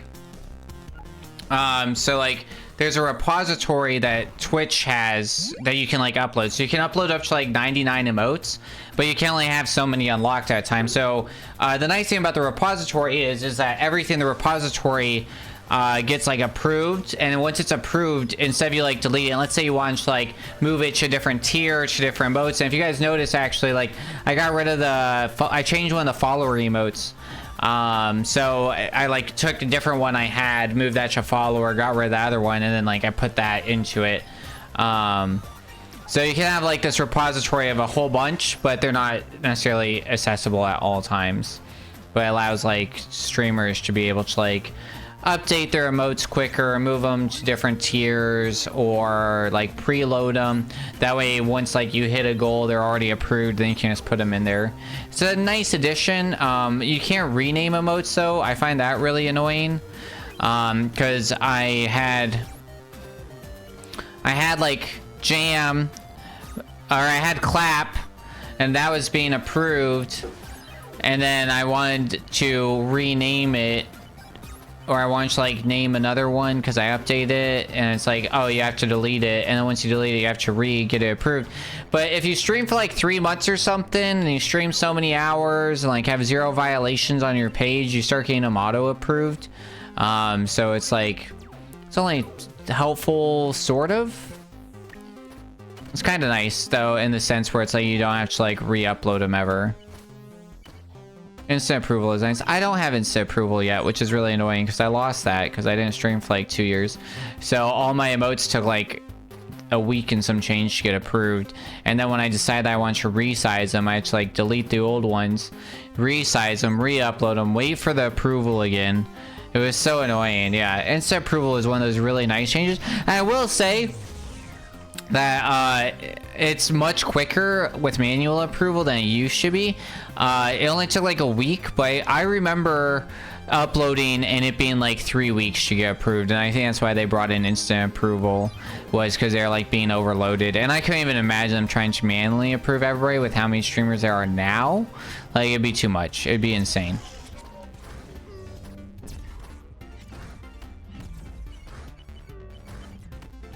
Yeah, which website was it? Was it the Twitch emote site? Because I've used that one because I'll like pull that for stuff, for like reference, or to like have on something. I'm thinking new emotes. I'm like torn. Anybody subscribe to Shoved In here?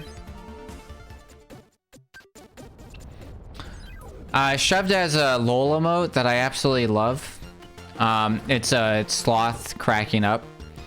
And it's better than LOL. It's got a different vibe than LOL. It's like her emotes are great. Yeah, I love them so much. So I'm like, I kind of want one of those, but like, I think the thing that like why I got rid of the WoW is because we have the Pog, and the Pog that I have is more like the Pride Pog, which is the reference that I gave the artist.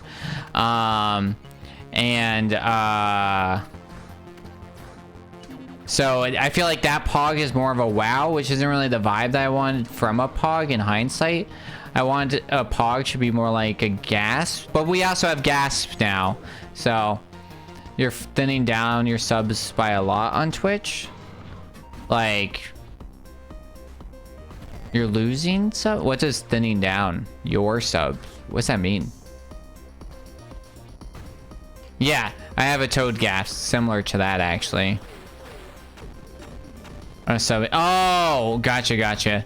Yeah, when I was my first rodeo on Twitch, back in like, well, actually my first rodeo on Twitch was under the name Sir Pie of the Round Table. Because actually what I wanted my name to be was Circumference, because I thought that was like a funny, like Sir and then Conference. Because I thought that was like a funny math pi term. But it turns out it was already taken, and every variation I could think of it was taken. Yes. And so that was almost my Twitch name. But that was just because I wanted to like subscribe to GDQ, and I was really only using Twitch at that time for GDQ. Like, that was the only time I log on. I was like watching very few other people. And then I started watching GDQ people. So, but mostly like the hosts. So I was watching like Kung Fu Fruit Cup and Spike Vegeta. And then 2018, Darkman78 and Jimmy Poopins did a, hey, anybody can speedrun the Ratatouille, anybody can cook with Strider. And I was like, wow, because I had tried speedrunning prior, Couple GDQs. My first GDQ that I saw, I was like, wow. They did a Mega Man X race. I think it was the first one I saw. It might have been the second one. It was like 2015, 2016. And I love Mega Man X. And I was like, oh my god, I want to speedrun this. And so I didn't understand. God! I can't. We're restarting. And so I didn't understand that there was like tutorials and web pages and discords and all these things, right? So what was I doing? I was watching the GDQ. That was weird. My Twitch dashboard did something weird. So I was watching like the GDQ 4-person race of Mega Man X, like frame by frame, and trying to replicate it. And I couldn't hit like the first move. Like it was this, I think they started Sting Chameleon's place. I might be wrong, but I think I'm right. And they have this like crazy jump, and it's like a near pixel perfect jump. And I'm just sitting there and I'm like, I can't figure it out. And I spent like 3 hours just trying to get the first jump. I'm like, if this is what speedrunning is, I'm good. If it's spending 3 hours just to hit one trick and there's 30 minutes of this ahead of me, no. You know what I mean? And so I was like really disheartened in speedrunning in 2016. I was like, there's no way. So to fucking think, dude, you know, 8 years later that I would be at GDQ. Oh my god, insane. Literally insane. And so they did their like anybody can speedrun, and I was like, huh. And so I was like, yeah, you know what? I'm gonna try speedrunning Strider. But I was like, if I'm gonna speedrun Strider, maybe I should stream it. And I had my friend at the time had just started streaming. And I think she was streaming for the fact that like she had like a PS5 or a PS4, and you could just stream straight from that. And I had gone kind of more into Twitch at that time, and I was like, oh, you need like overlays and you want notifications and all this and that. And so I started doing all this research, and I was like moderating for her, and I was building her custom overlays through stream elements and all this, and trying to like create stuff and like figuring out how to do it, and like talking about like capture cards and this, and ended up like kind of driving a divide between us. But then I was like, well, I have all this like knowledge now on how to like do a stream and set up alerts and everything, and I want to speedrun a game, so let's go ahead and speedrun a game. And so that's what I did. And so in that process though, right, I wasn't really in love with Sir Pie of the Round Table. That's a wild name, and it doesn't really have the joke that I wanted in it, right? So I spent weeks, right, just like, all right, how am I gonna like how am I gonna market myself, right? And I was like looking at it, I'm like looking up pie puns, I'm trying to think of pie puns, I'm looking at comics. And funny enough, like on my Facebook page, I think at the time, somebody posted the Pied Piper, where it was the Pied Piper like with his like little flute, like getting all the numbers in line as a comic. And I was like, oh my god, that's it. I'm gonna be the Pied Piper. And then I changed my name. And I think this is actually a new account. I don't even think this is the same account, because I don't even think I changed the name. I think I built a whole new account. So that other account might still exist under one of my 12,000 emails I have. But yeah, and then it's like during the branding process, it's like, all right, we want to make emotes and stuff. What should we do? And a lot of people would think like, oh, I'd really lean into the Pied Piper. And like, I did a little bit. Shiitake mushrooms, dude. Where like, if you do look at my abouts, I do have like Welcome to Hamlin, which is where the Pied Piper, the actual folklore one, was like from. So that's still a reference to that. I still have the Pied Piper remote, which is like with the hat and the pied clothing, and you know, his little like flute thing. But it's also still a narwhal, and so, but I was like, all right, let's do narwhals. And the whole reason why narwhals, I'm gonna reference Magfest for like the 9th time. Unexpected Otter and I have I don't know what it's like technically called, but like audio, like I talked about it. I talked about it earlier with that like Ratatouille French song, that like songs just flash in my brain and they don't stop playing and they don't stop and they don't stop, and then some part of them gets stuck in my brain and I can't like keep it inside my brain, so I have to like vocally say it and do it, and it's like incontrollable. I know it's like probably technically stimming. So at that time in 2015, the song that I was like latched onto at the time was the Narwhal song. And so we were living in Virginia at the time, and so we were driving up and down to Maryland, which is like a 3-hour drive. And I take great pride on being a radio DJ.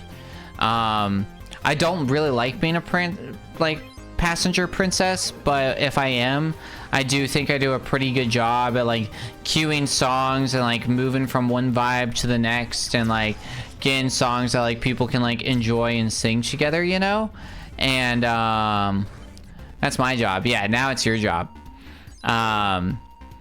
But when I was a kid, that was always my job. Like, I had a lot of pride, like, when my mom would drive us to, like, concerts and stuff, and, like, it'd be me and my friends, and I'd have to, like, get all the signs lined up, and, like, I would be like, all right, we got, like, transition from, like, oh, I want to play this song to that song, so it's, like, we got, like, get the song that's in between a, you know, I want to go from, like, alternative punk to rap, so then I gotta, like, get whatever songs in between there, and, like, usually I, like, have, like, playlist built, or I can use, like, a Spotify pre-played, but that time it was just like iTunes, you know, back in the day.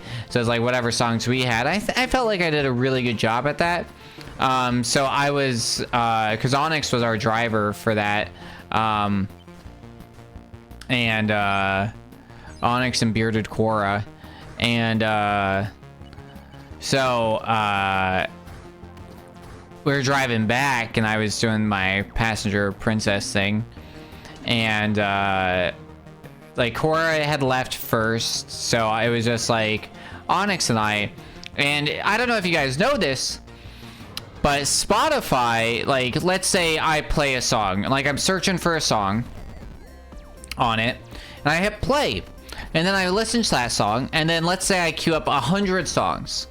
Well, when that queue ends, it goes, and for whatever reason, Spotify was like, we're just gonna play all the songs that you searched for in order.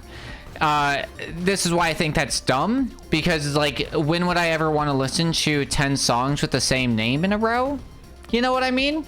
Like, that's odd. Like, nobody's listening to music, I don't think, just because of like they all share the same title.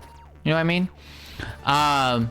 So I got dropped off second as we're coming back, and Onyx at that time had lived probably like 20-30 minutes away from me. And so I'd gotten like music queued up, you know, and like I was making sure, you know, we always had it. But about 3 minutes after dropping me off, the queue I'd built was done.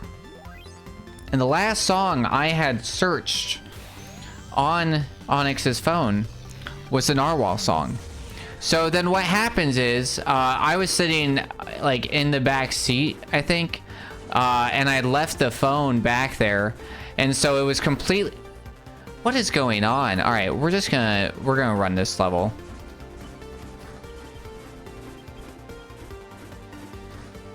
I keep dying to it.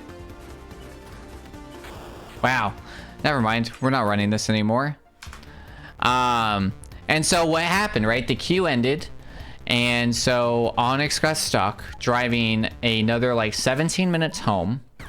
like 17 to 27 minutes home with her phone out of reach, playing every song on Spotify called the Narwhal song, which was just the Narwhal song over and over and over again, just re-released by different people. So yeah, so it became like a running gag in our like group, and I became permanently associated in our group with narwhals from like that day on. And so when I was like, all right, like time to start streaming, like doing stuff, it was narwhals. And so here we are in a narwhal onesie with narwhal emotes and shark emotes, because that was the other thing, right? Narwhals are kind of hard to like come by in real life and in the internet. So we're mostly just sea themed, but like narwhal, shark. I was thinking about getting some seals. We do have Weps that's part of the narwhal pod. He's got an Inkay, so little squid boys. And Onyx, who is unexpected otter, and otters are part of the marine biosphere. One of the biggest things that like people don't realize when like we talk about marine biology is it actually includes a lot more than just like fish. Like a really huge part of marine biology is actually birds. They're one of the largest contributors and important factors to marine life and conservation. And it's like wild because a lot of them have troubles with like fishing because they eat the fish and they're like the natural predators, but they also get like trapped in nets and stuff. Yay, burbs. So when we're doing like ocean conservation stuff, it's also like looking out for those shorebirds and stuff. Speaking of shoreburbs, I guess they're not all shoreburbs, but there's a shoreburb, and I think we looked this up, right? Like the shoreburb that's in Surf's Up, he is a fake bird, but he's kind of like a sandpiper. It's like the general consensus. He's funny. I like Surf's Up a lot. That's DreamWorks. I had the Sony PlayStation game for Surf's Up. I've never seen it. I know. We should watch it. It's one of those other movies to talk about. The Big Kahuna. We should just do... we got to do a Jumper movie night. We got to do a Surf's Up movie night. We got to do... what was the other movie? Have you seen Limitless?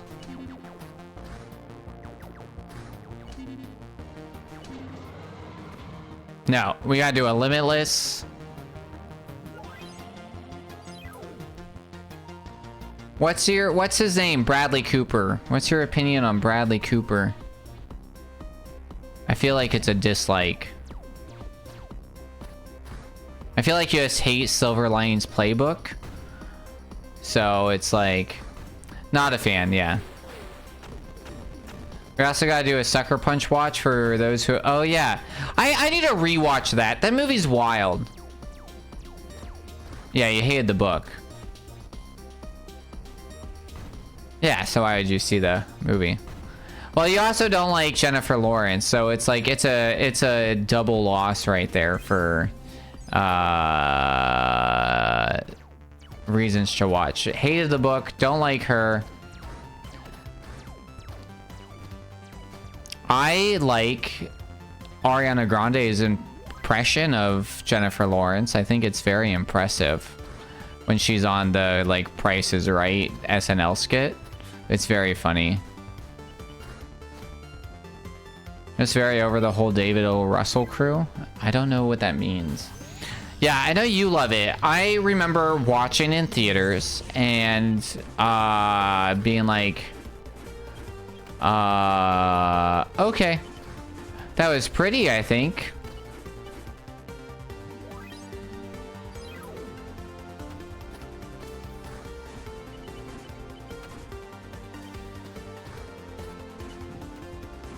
No! Well. That's an okay death. It's not a good death, but it's an okay death. It's early on in a level. Like, we only lost 4 seconds for that death. We can make that up.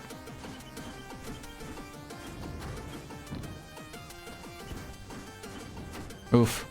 Dave Russell is the director and oh god.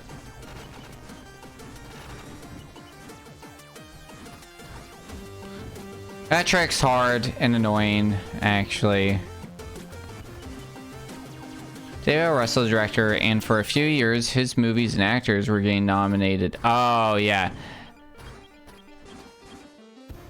Interesting. Why do you think that was?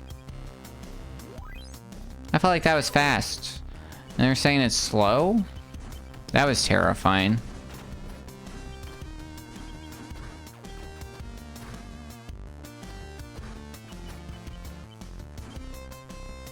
Trendy, popular, interesting.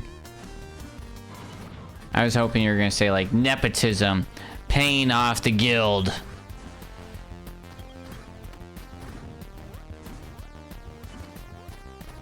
Kidnapping their wives. I don't know. I was hoping for some sort of drama, not just like people are dumb. It's so dumb, it's brilliant. No! It's just dumb!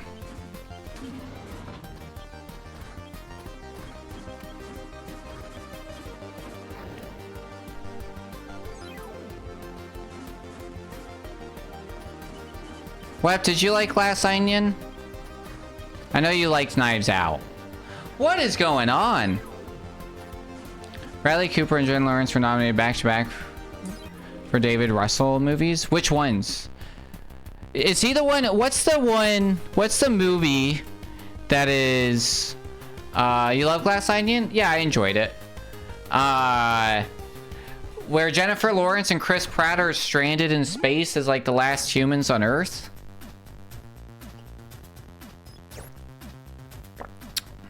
Passengers. That's a movie that exists.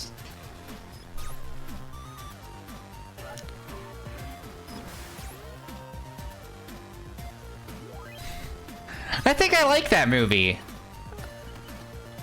I think. Well, you feel that way about most movies after 2010? That's valid. There's been some good ones. The Wild Robot.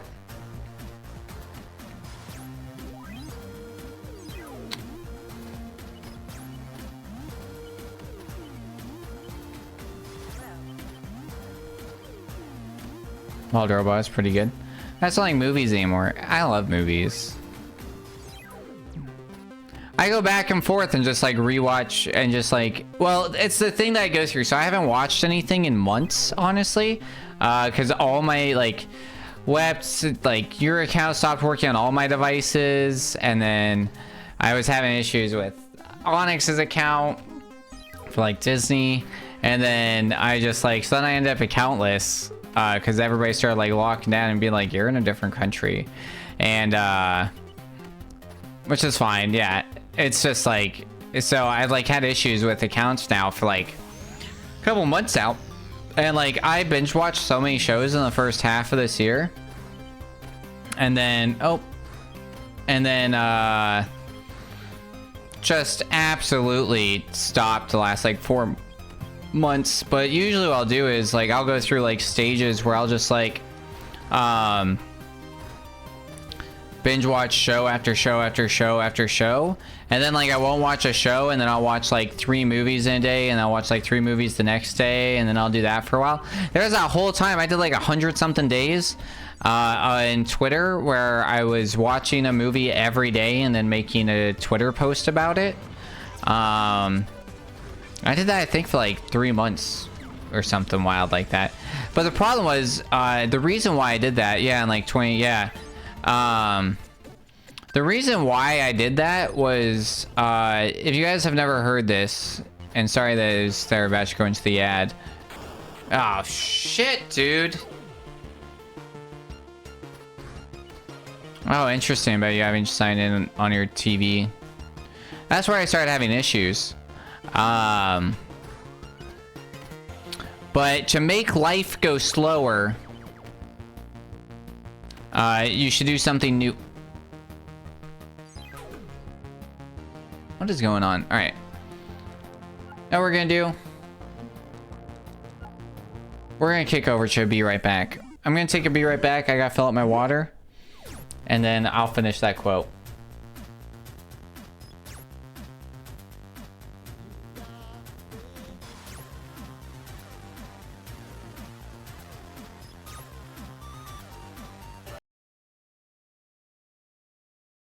Delia!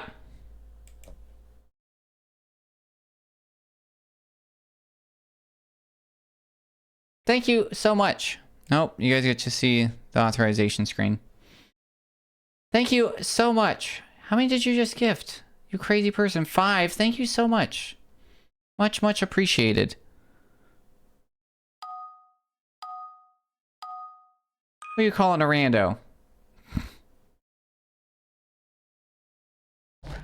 Let me get this music going too.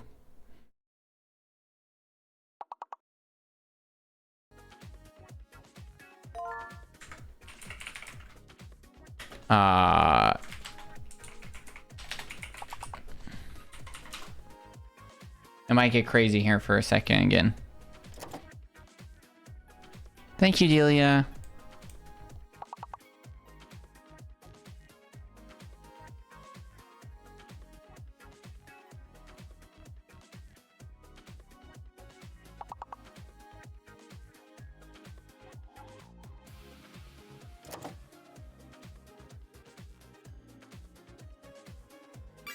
All right, now I'll actually be right back.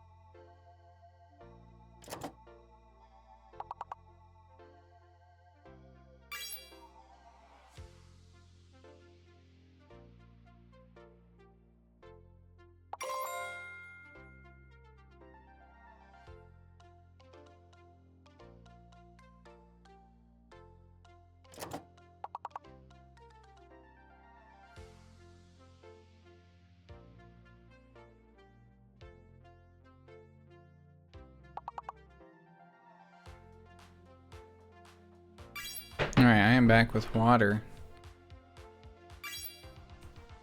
What we got here? We already do throne? Yep, good job, what? We got worth on there? Yeah. Nice. Alright, all double. What about horn? Oh, we got horn. What about torn? There we go, I got one.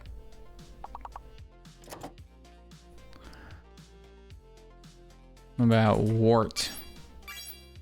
Like a warthog.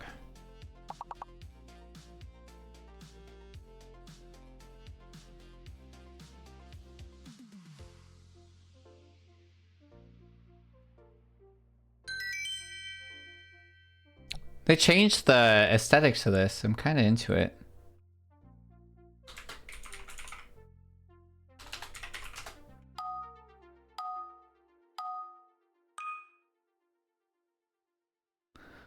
All right.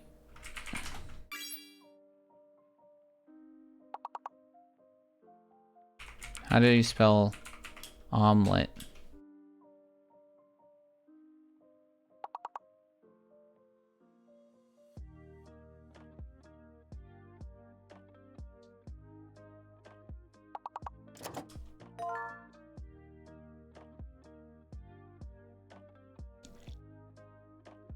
Two T's. Meat. Tote.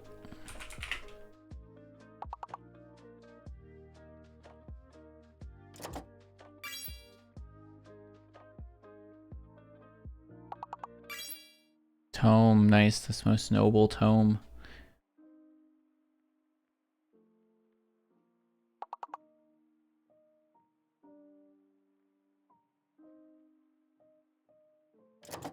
Teat. That's a word. Molt. Like a bug. Motel. Metal. Nice.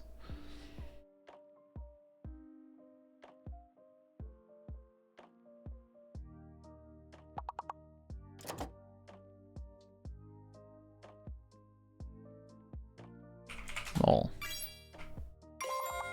Totem. Nice. So we need some bigger words. I got the big word and some 4-letter words.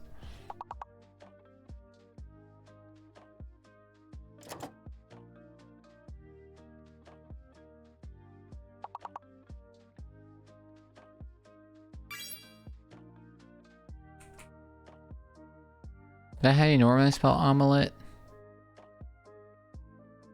Fleet? Oh man. Well, that's like 1 or 2 levels, I think. 1.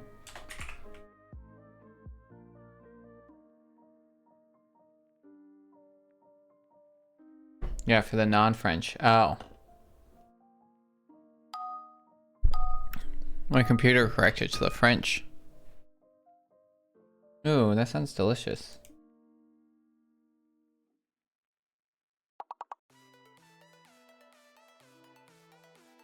Oh. It's alright. Yeah, these are the ones that, yeah. It's the French. Traffic. No? Okay, interesting. There's a fake one. I think it's an F. No, it's not an F.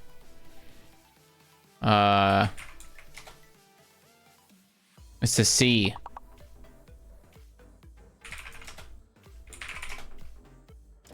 It's a P? There's only one F. Oh. I think it's the P. I think the P is fake.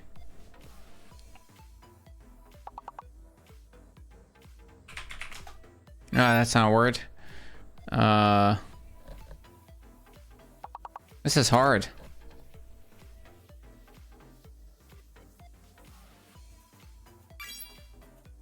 Nice.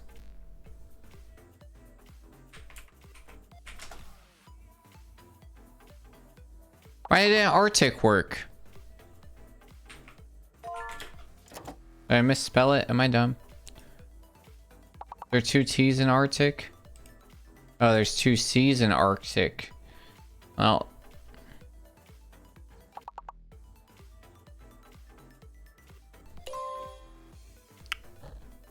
No P. No P. No P. Fair. Alright, that's what you just put. Crap! Care. Good job with aircraft, Delia. That's hard. I really wish it would show us the rest. It's also because I accidentally pulled the emotes up like a dummy. 1, 2, 3. Nice swept. Level ranking. Gooch coming in with that fart.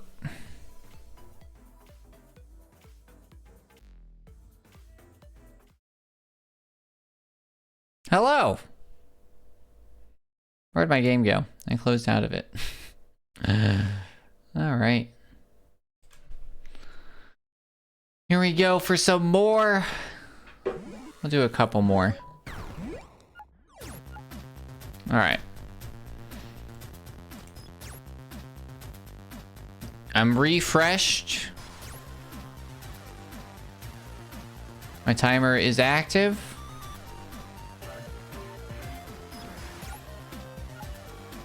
And I'm already behind and my timer didn't start. My timer is not active, question mark?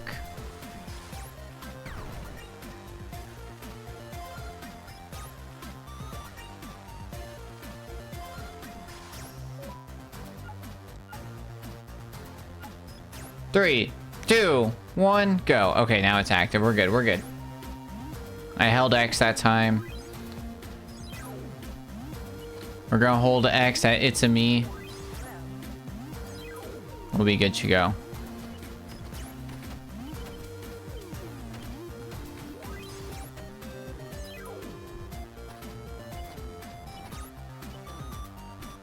Alright, let's talk about some of the tricks and shortcuts. I'm going to call out every shortcut and trick that I do in this. There's not a whole lot in the beginning, but it should kind of like emphasize that we're not going the intended route. For these, you have to go the intended route, so it's just trying to like make the smallest jump. So this is a shortcut. This was added in 1.3. There was some debate about allowing using that for a while. So that is a intended shortcut and strategy placed by the dev. It is to unlock the secret hidden parts.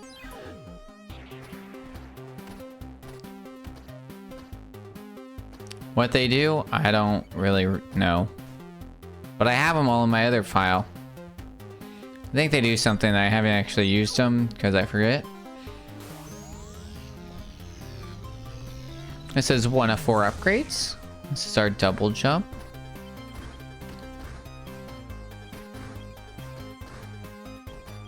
So with like us doing a normal / insane run, we have the most amount of enemies visible on screen. So like in that stage where there's a stack of 3 of those that you have to jump over in a very easy run, there's only 2, I believe there, maybe only 1. And then like for this one, all the like saws at the top, they're missing. So these are the robots I was talking about showcasing for one of the incentives that we can read off of. So as you run past, you might have noticed on the back screen, it briefly gave a description. So if we met the incentive before the run started, then we would stop and read those. I said I was gonna hold X on this. I was only a little late.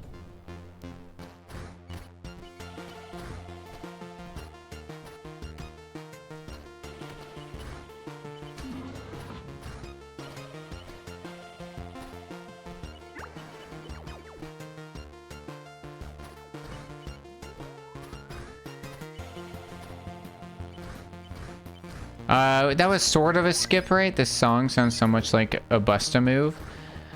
Busta move. I could see that.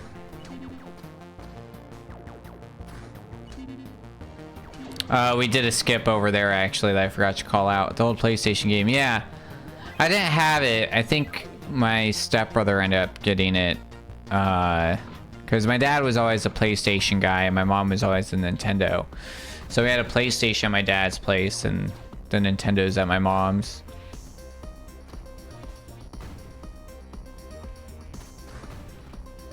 There was this PlayStation game that I've posted to Reddit like 3 times. I have no idea what it would be, but I played it all the time, and it was like this like weird 3D. I think it had the word panda in it. You were a guy with a staff running around. It was like a fantasy game. Played so much of it, and I don't even know what it was called. There's like a lot of stuff that like we did at my dad's. Like I saw Spirited Away for the first time, and we loved it so much that we recorded on VHS, like with the commercials and stuff. And I had like completely forgotten what the name of that movie was, because like we had seen it on television and then like recorded on like a crappy like VHS with like commercials recording. So I was like, I don't know what this movie's called. And then I was like, man, I loved it so much and I want to. And then finally like got back a hold with my sister and she was like, oh, you mean this movie? I was like, that's the one.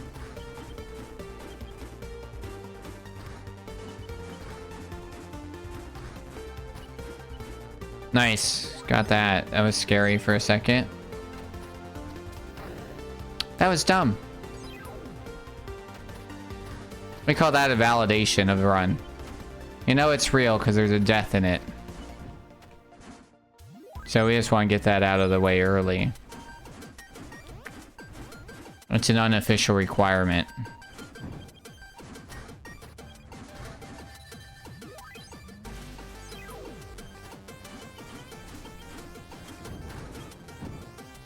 This is a skip right here and there. And then this is going to be a trick where what we do is we touch that just briefly and then we're able to get a double jump in the air by using our dash. Because it didn't register that. It kind of registers it as we dashed off. Oh, crap. Wow. I panicked because I somehow grabbed onto that ladder without pushing up. That's how that's supposed to look. We can't save 15 seconds, but I'm tired of resetting, so we're gonna finish this run and see how it goes. That's 2 deaths, 3 deaths. We believe in you. Thank you. That was really bad too. I was trying to do that one faster and then ended up doing it way slower. That's a skip on those 3, and then we're gonna skip one of the 2 blasters right there.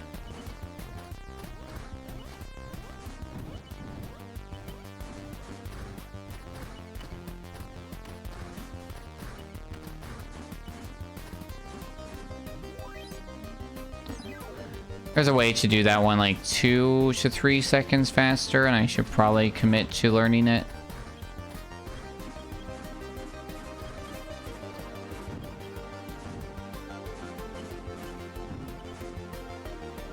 That one, I think if we get different RNG on those, we could actually end up with a faster time. Alright, I think, what? We had a pretty bad... Do we just have a series of bad runs on this? Or did our PB actually have a bad run on this? That's why I can't really remember.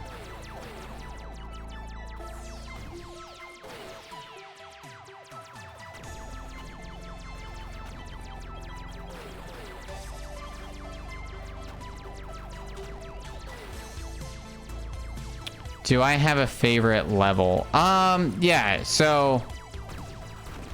I think one of the levels I really like... I like most of the jungle levels. I think they're very pretty aesthetically. Which there is like 27 to like 30. Or 27 to like... What is it? Like 37 or something? I think I do like All Seeing Eye now because I really... There's a few levels I like because they... Like, I like the music in these levels. I like the aesthetics in these levels. When we're, like, on the island. But there's a few levels that I really like because I like the strategies and they're really fun to play. I dashed, like, half a second early twice. We're just gonna do a completion for this one. I think I'm gonna regret doing the pay for deaths thing at GDQ. I think I'm just like, I think it was an overly confident thing to do, because stuff like this happens where I get like stuck on levels.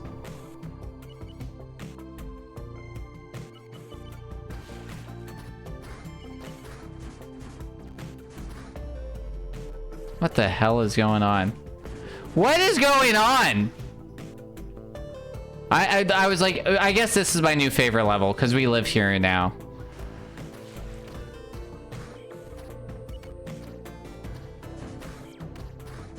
What's that a jingle for? Band-Aid, yes. We got asked that in Sporkle the other day.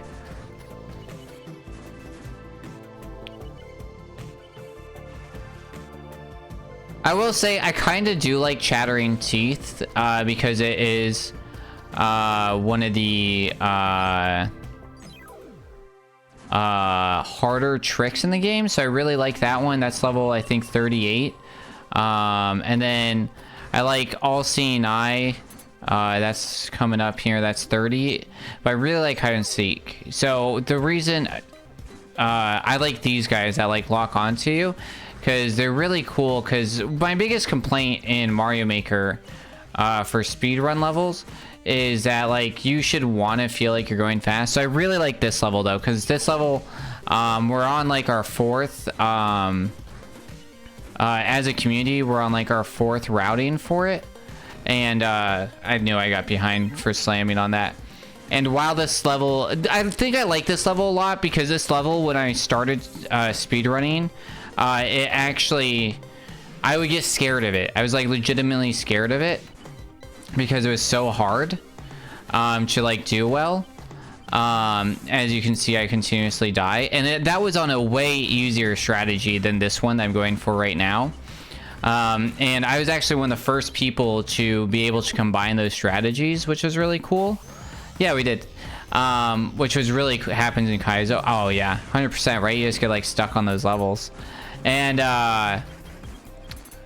I think it slowly has become one of my faves, just because of the fact that like, one, I was able to really help and come up with a new strategy by taking what somebody else had already done and then expanding on it and being like, I wonder if we do this. So that was like really cool to do with Sharp CK and Rozbaka. For a while, I really liked this level, because this was actually one of the levels that like kind of my brain was like, I bet we can do this faster. And so I didn't look up like any speedrun strats for it. I just wanted to like figure it out myself. So it was like really cool to do. So that's like up there. That's the first time I missed that skip in a stream in a while.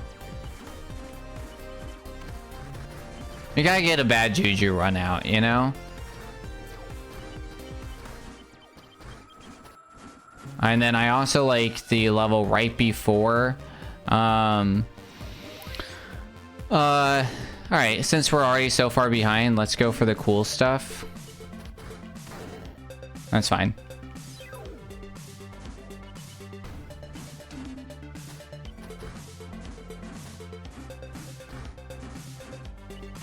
That sucked. I don't know what I was doing. Hold on. I hit this late, which kind of forked everything up. So that's currently a bug in the game where like you just start falling briefly. I was trying to get the cool trick there. I overthought it. And this is why I don't do these strats live, because it's like I can't jump right now. And so you can triple dash there, and then that was a good save. And then you can usually land off, and then it'll register that one extra jump. There is one level that I really like because I like to have the level change. Oops, it's an aesthetic, and I like the music that starts at that time. Don't worry guys, my estimate for GDQ is 25 minutes, so with this being one of the worst runs we've done in a while, honestly not too bad.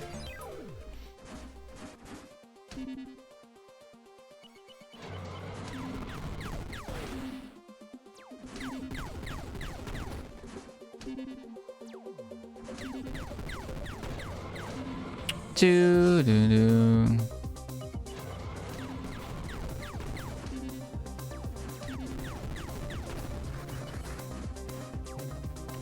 This is probably one of my least favorites because it is kind of boring, kind of slow.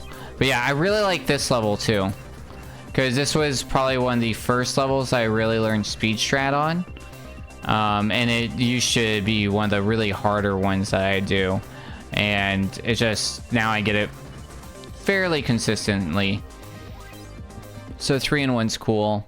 Space Tarantula, honestly, this one's kind of fun. I like the changes that KO made between 1.3 and 1.0 to make this like easier to run. So that was like greatly appreciated. He removed some enemies that helped open some shortcuts, which was pretty neat.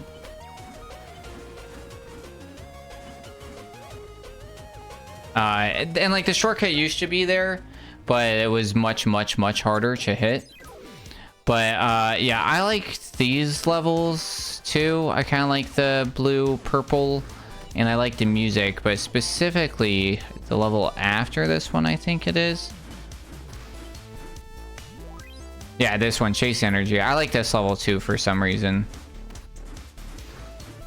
I just think it's kind of neat. It's very purple. And it's usually like where my brain connects that like it's like fully registered, because that last level usually we blow through pretty fast. So like with this level,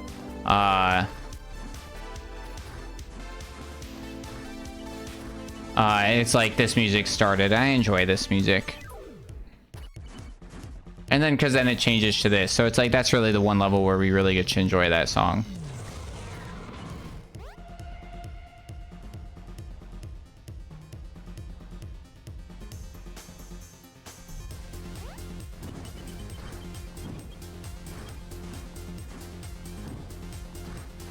I had that one death on that level and it's just like completely thrown me off. Also, it's good to know that that's like that there's a 20-second time save on that level. That's a dumb level to have a major time save on. But now I know 20 seconds is our reset time right now, because we can make up 20 seconds later for sure.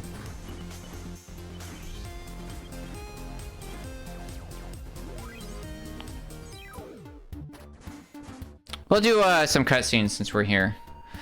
ZX, something really weird's going on. We are losing colors and shapes. Everything around us looks like some prehistoric video game. We are doomed. No, you are not doomed. I am shifting your reality into a new, better dimension. All will be constructed from zeros and ones. That was my ukulele falling. On or true, on or off, true or false, nothing in between. Everything will be strictly reasonable. The complete elimination of randomness. Welcome to the new 1-bit world. That's the robot that got stolen. CX, you must help us.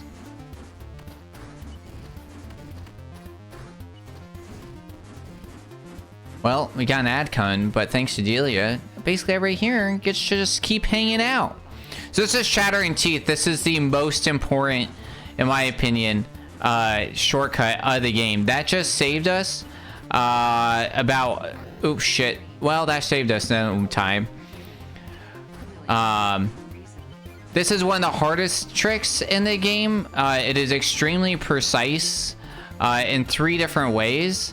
And it saves anywhere from 8 to 12 seconds, which is major. So not getting that trick is pretty bad. So I kind of just liked that level, because for a long time it was always like, well, if I hit this, I'll PB for sure. It was my Australia of this. Australia was the major trick that I was trying to hit in Strider, where it was like, all right, if I hit this, I'll PB, because it was just such a big time save. Now I hit Shattering Teeth so often that it doesn't really matter. I liked this one too, because this was another one that it feels good, where it was like, I don't think I looked up speed strat for this. I ended up just being like, all right, let's try. And so when you run it properly, it's just like everything feels like it's in place. That's where I died on that other PB. this is one of the levels that I need to really learn the cool strat for. Because right now we're doing this strat, which is 2 seconds slower than the cool strat. And I am the only runner who runs this strat. But I find it easy. I find it safe. I find, because the other one, it's a lot of like precision, and if you mess it up, it's about the same pace as this. So I'm just like, is it worth it? I don't know, but I'd like to spend some time on it. Level 48. So there's 2 levels I need to spend some time on for sure.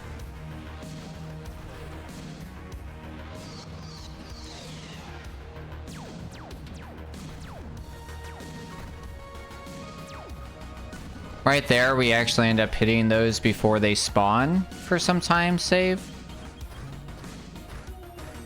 Hence why we do that little circle thing right there. All right, we're gonna go for the cool strat here. I believe in us.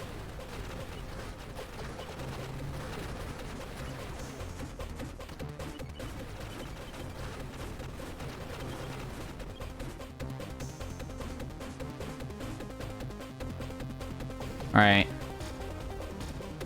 Oh no. Oh my god, we made it. Incredible.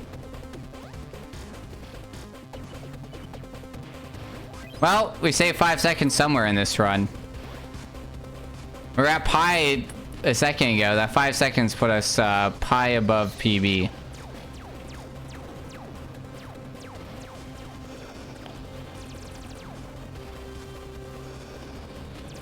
I think I was clenching my jaw a bit. I think part of the reason I had a migraine today was I was definitely like grinding my teeth, because my teeth feel weird. And anytime I like bite too hard, it like definitely re-engages, and it's like, oh nice, we got the quick one. Saved a second there. We're still saving time. Alright, after this one, we're gonna do one more run. And then, that'll be it. We'll find a beautiful human being to raid over to. Is the current plan. Woo! I forgot what I was doing. I was thinking about raiding over. Thank God this wasn't PvP. I did have one where I died. Semi-similarly when I was on like a 7-second PB once, and that felt really bad. I think, wait, was that the 20, was that the sub 20 race? I don't remember. Wow, okay. What am I doing? What am I doing? Let's just finish this run. Get tired, that's what's happening.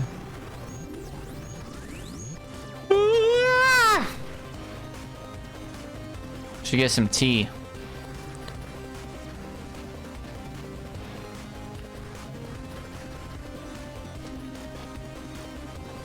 That's what I was trying to do last time. Let's go. Try and keep those up there for as long as possible, and then keep them going as far as left, so I can just kind of stand here for the rest of it. And it's really important to grab this, because otherwise it becomes out of reach, and it makes getting these higher ones really difficult, and you have to go on a longer path. So by ensuring that you have those at the beginning, makes this much easier, much quicker. The thing that you might notice, or the thing that I really like about this level is, right, so we've had to use our double jump, we've had to use our dash, and then now we've had to choose our like infinite jump, or whatever we want to call it. And so that's 3 out of 4 of our upgrades. And then what this does is this puts us in our final upgrade.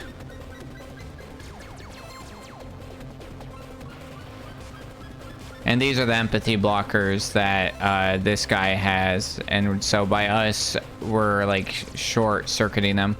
Look at that background though.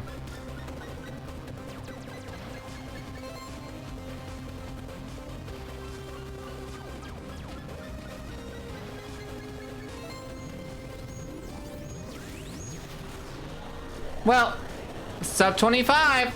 Sub 25. And we did a lot of dumb stuff that run, just for fun. All right. GG, right? All right.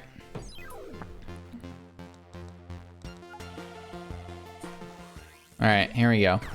Here's the actual one. All right. Count us in, audience. Okay, 5, 4, 3, 2, 1, go. All right, so this is a indie platform game made by KODLL, who is a Czech indie developer. He was known for doing a lot of pixel art before, and this was his first major game they released. One of the things that you'll immediately notice within this is the pixel art itself, and you'll notice the backgrounds. I absolutely adore these backgrounds. I would love to have every single one of them as a desktop background. And some crazy facts about them.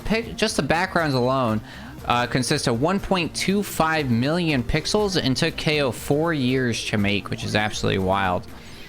The category that we're running is any percent at the normal / insane category. And you might think, hey, why is it the normal or insane? So the difficulties that you have in are very easy, normal, and insane. And easy, normal, and insane all present the same exact game, i.e. the story is the same, all the enemies are the same, all the placement like that. The only difference is how many times can you get hit by these enemies. And so in a easy run, you can be hit by these enemies 3 times. On your 3rd time, our character actually dies, then has to restart the level from the beginning. In a normal run, which is what we're doing, is if we get hit once, we have to start the level from the beginning. And trust me, we're going to validate this run properly, and we're going to get a death. So you'll see that. Insane run, the biggest difference with that is right now I can get hit and die as many times as possible, and it doesn't matter. However, in an insane run, you can only die 7 times. If you die 7 times, it'll actually wipe your game profile and make you start from the very beginning of the first level all over again. So normal and insane are put together because the only difference is whether or not you can die more than 7 times. And ideally, you're a speedrunner and you're going to die less than 7 times. And then very easy is a little bit different. So very easy was the newest addition to the 1.3 patch of this game, and very easy actually alters the game completely. And so very easy actually reduces the amount of enemies and makes some timing a little bit easier.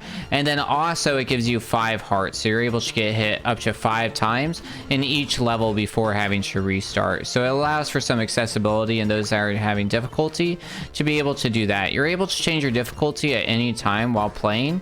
However, you can't ever change back to insane. That's the one that you have to do in a single playthrough.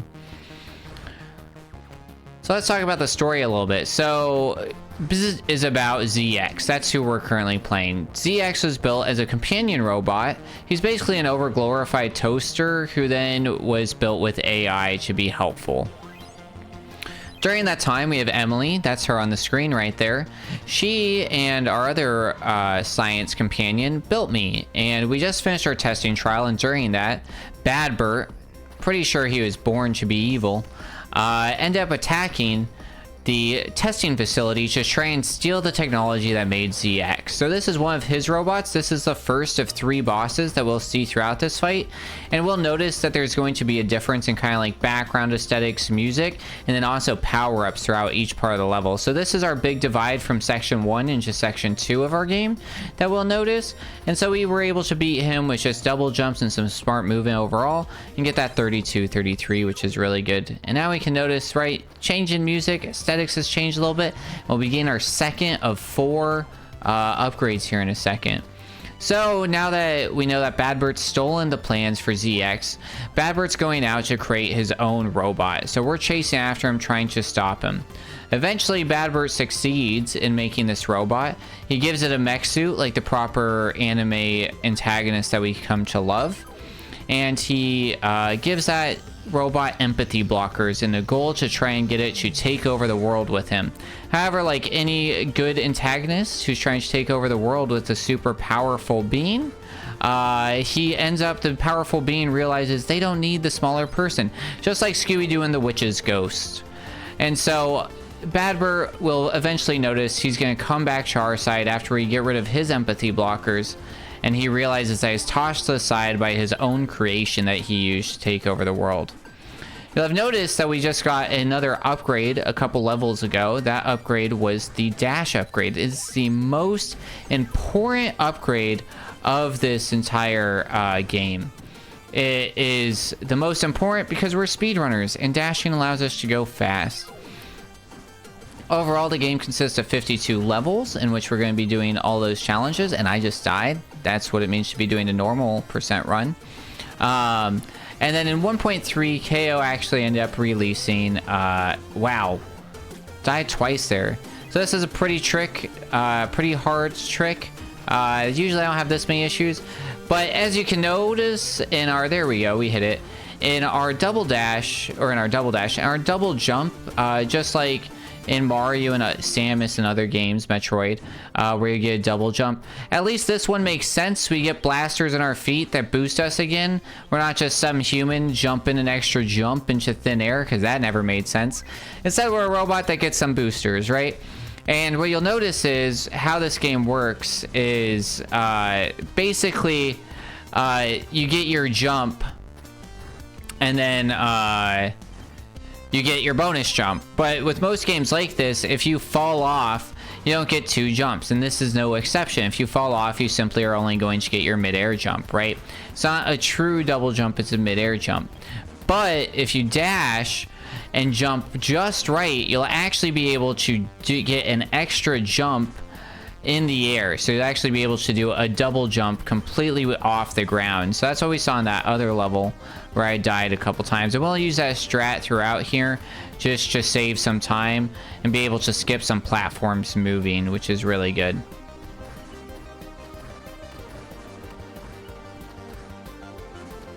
So that's all the stuff that I'm basically going to talk about during the game.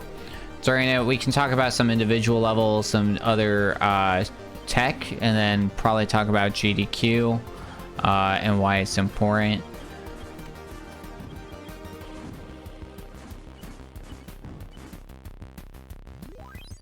Incentives, things like that. But that's the majority of what I have mentally in mind for the script.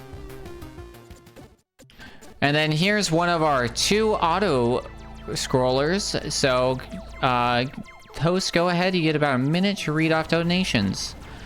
Okay, great. We have a $5,000 donation from the Yeti. They say, keep up the great work, guys.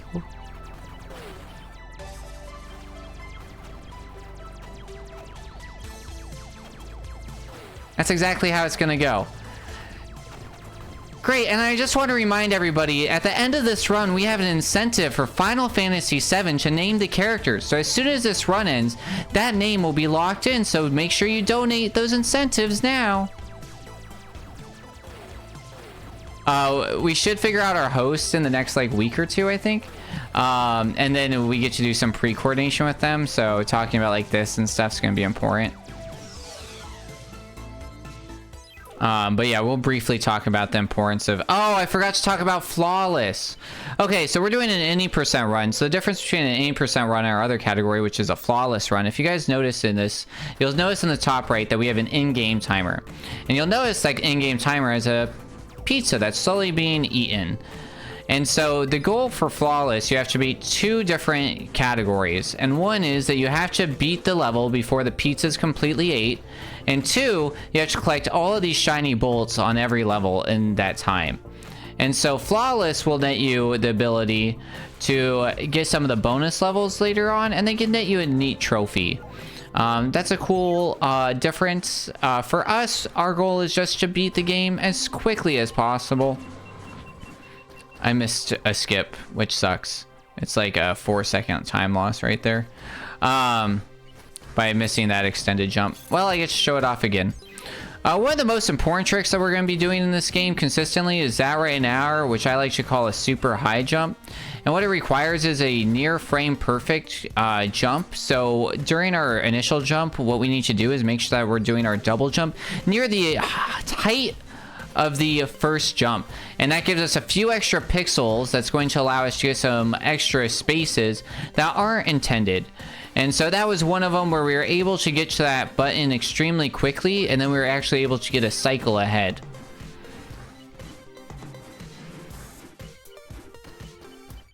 This level's just really cool. Nothing actually crazy, except that we are skipping most of the level. Wow, and I accidentally jumped too much.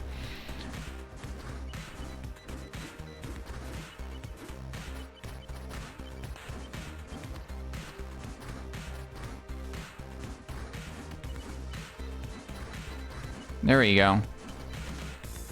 Nice.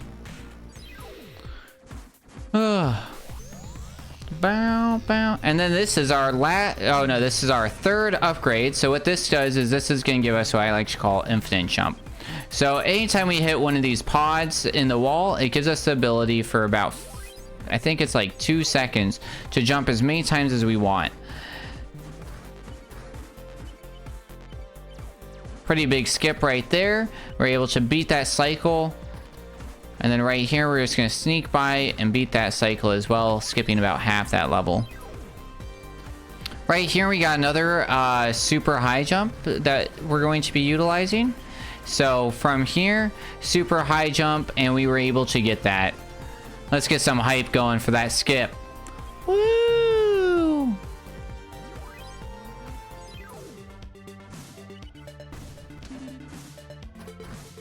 Whoops!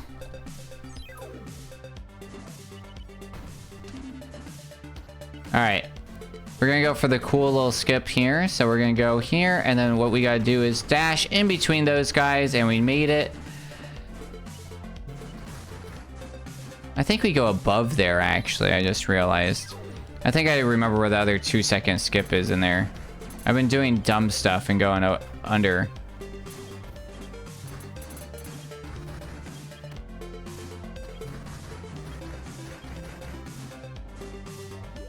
Nice. Alright, and then this is our other level. All that we're going to be doing is riding this guy and shooting down some enemies. So go ahead, read some more donations. Okay, sounds good to me. That's the other nice thing. We don't have to talk throughout the whole thing. Even though I'm like, oh man, I have so much to say in 20 minutes. But I'm also like, do I? I do and I don't. I hope I do. But we also get to take breaks and like rethink and like just kind of like play the game for a little bit. Which is kind of nice too. I gotta pack some tea.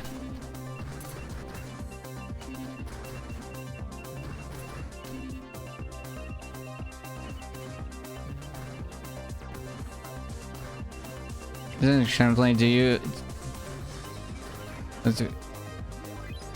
This is incredible content. Do this again with ridiculous donation scripts and try to play while not laughing. Yeah, of course. Easy. We'll do this again, and we'll do like, oh shit. We'll do some like TTS. I honestly should have done this. Well, my problem was I really enjoyed during SGB mildly toasty. I was hanging out on their stream the other day, and like honestly, Box of Ponies really appreciate gifted mildly toasty 3 months of subs to my channel while we were watching in his. So really appreciate that. But mildly is like the best BioShock Infinite player. For console in the world. They have the world record on Switch, Xbox, and PS4, which is like super cool. And they were just like, the nice thing was, so they showed off BioShock Infinite speedrun the last 2 years, and they actually got the world record during SGB last year, which is really cool. For those who don't know and who weren't here last week, SGB is Society Gives Back. Society is one of the 2 stream teams I'm part of. Society is a group of Super Mario Maker players, creators, and viewers that love to come together for a great cause. And so our great cause this year was Stack Up, and we usually do this by hosting an annual charity event. We've done some like hot fixes, like satellite events, such as like we helped stream during American for the American Heart Association during like Heart Month. We did Starlight for Mario Day, and now we've raised $90,000 over the last 6 years of doing this, which is super cool. And so I did Goose Game and some viewer levels. It was actually really content to do viewer levels. It was nice. I appreciate it. Even the ridiculousness that Silent gave me. It was enjoyable. And but mildly did speed run of BioShock Infinite. And like the good thing with BioShock Infinite is that speed run is just about 3 hours, and we were doing 3-hour segments. So I was like, I could do this, but it's a 20-minute speed run, and I know you guys have been hanging out, and I really appreciate it. Kusha Wept, I know that you guys have been here since like the very beginning of the stream, so really appreciate you hanging out for it all. I'm gonna die. Like I said, this skips is super precise. This is Chattering Teeth. This is the, oh my god, this is one of the hardest skips in it, and I'm gonna go for it a few times to show it off. So it starts off with doing a super high jump, followed by us having to dash just perfectly underneath that. If we dash too early, we will bonk into the wall. If we dash too late, we'll be too low. Same thing with that second dash under it as well. If we dash too high, we'll dash right into the death. And then if we dash too low, we won't have the height to clear. If we dash too early, we won't get the distance. And if we dash too late, we'll drop too low. So it's really important to be able to dash just right. Otherwise, you won't get that. And that is a 8 to 12 seconds time save depending on how well you hit it, which is absolutely massive. So it is a consistency of 3 different tricks put together. So you have that super high, and then one of the tricks that you'll notice throughout to save time in this is actually dashing, because what we do is there's dash canceling, or jump canceling, where you'll actually dash and then do bunny hops, and then you can dash immediately, which allows you, normally you can only dash every couple seconds. So by jump dashing, you're actually able to dash at about twice the speed, which really helps you out in certain levels to be able to hit certain tricks and shave some time off.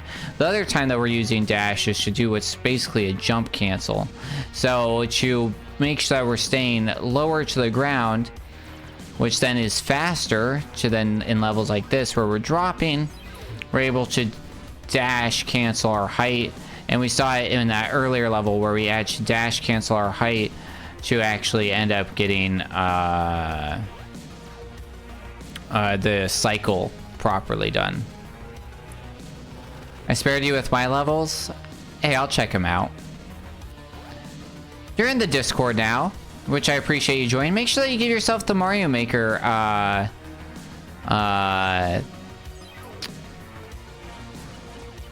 role, and then if you want, I can try some of your levels out on YouTube.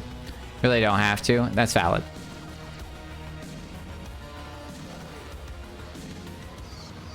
So yeah, we're actually gonna beat them being spun here.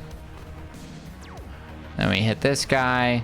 This is a place where I like to take a death a lot, because I'll jump off of there early, and so those magnet walls, they give you a free mid-air jump afterwards, and sometimes I'll take that mid-air jump for granted and forget that's a thing. Whoops. I don't know what I was doing there. Spacing out a little bit. I was like, man, my timing's off. This doesn't feel good.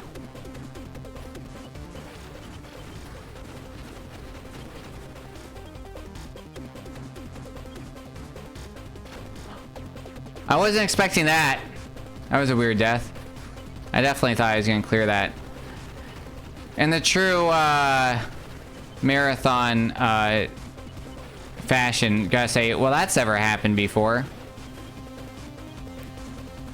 We gotta get the bingo cards. Delia, remind me, I gotta find them. We should bring the deal. We should get the bingo cards for Games Done Quick and do it in person. there's a joke of like things that get said every marathon. And like one of them's like, well, that's never happened before. Or it's like console doesn't happen to work, or somebody like soft locks the game, or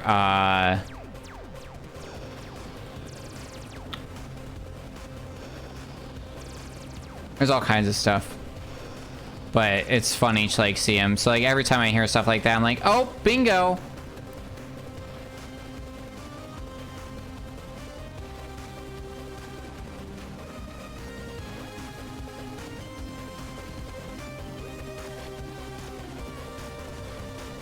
One of the first games I actually ever streamed on Twitch was Link's Awakening DX, because it was right after Link's Awakening, the remake, had been announced. And so I had this idea where I actually didn't want to be a streamer, guys.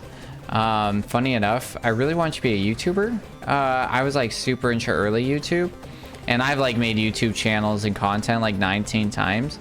But I wanted to do like in-depth analysis YouTube. And the thing about that is that those videos take hours and hours and hours and hours and hours and hours and hours of like content creation, of recording, of script making, of editing. And I just don't have that kind of time or motivation. So like the nice thing with streaming is you just kind of like, you're literally making the content live. So it's just kind of, you pay what you get or whatever, you know, it is what it is. And, but yeah, like one of my goals was like, oh, I'll do both. Like right now I'm making YouTube content on the side, completely on the side.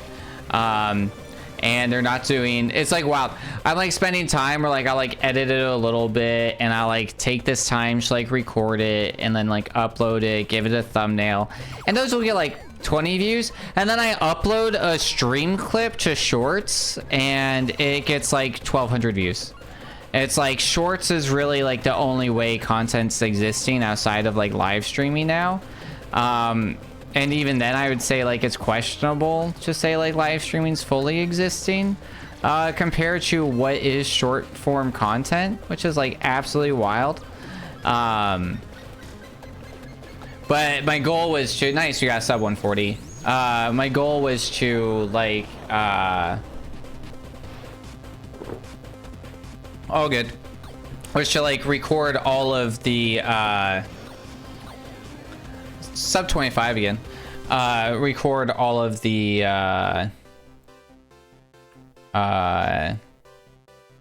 Link's Awakening DX playthrough for content you have for later, and then play through the Switch version later, which we did end up playing for a subathon with Onyx, and it was enjoyable. We did like a 12-hour stream of that, and because I think I played it on my own, and then we had her play it on her stream for like making affiliate or something. But it was cute and it was fun, and we like set it up in my house, so she streamed in a different environment. It was kind of neat.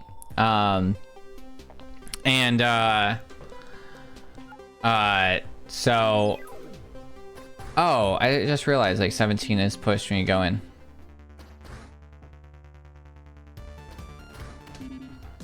But yeah, it was like neat. But yeah, we're just gonna dismiss that actually, because we're gonna raid over somebody. But yeah, I ended up never using either of that content, because funny thing is, I don't even own, I don't even like know if I have that content saved anywhere. Like I was like, oh, it's streamed, it'll be fine. But I don't think it's like saved to Twitch. I don't think it's on YouTube anywhere. So yeah, who knows? But guys, let's find somebody to raid over. That's the wrong Raiders button. I've done that before. Whoops.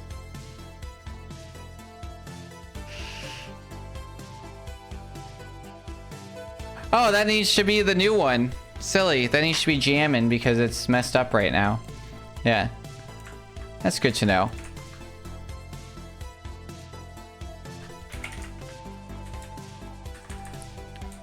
Alright, let's see who's live. Thank you guys so much for being here. We did PB, so that was exciting. So we're now 4th place.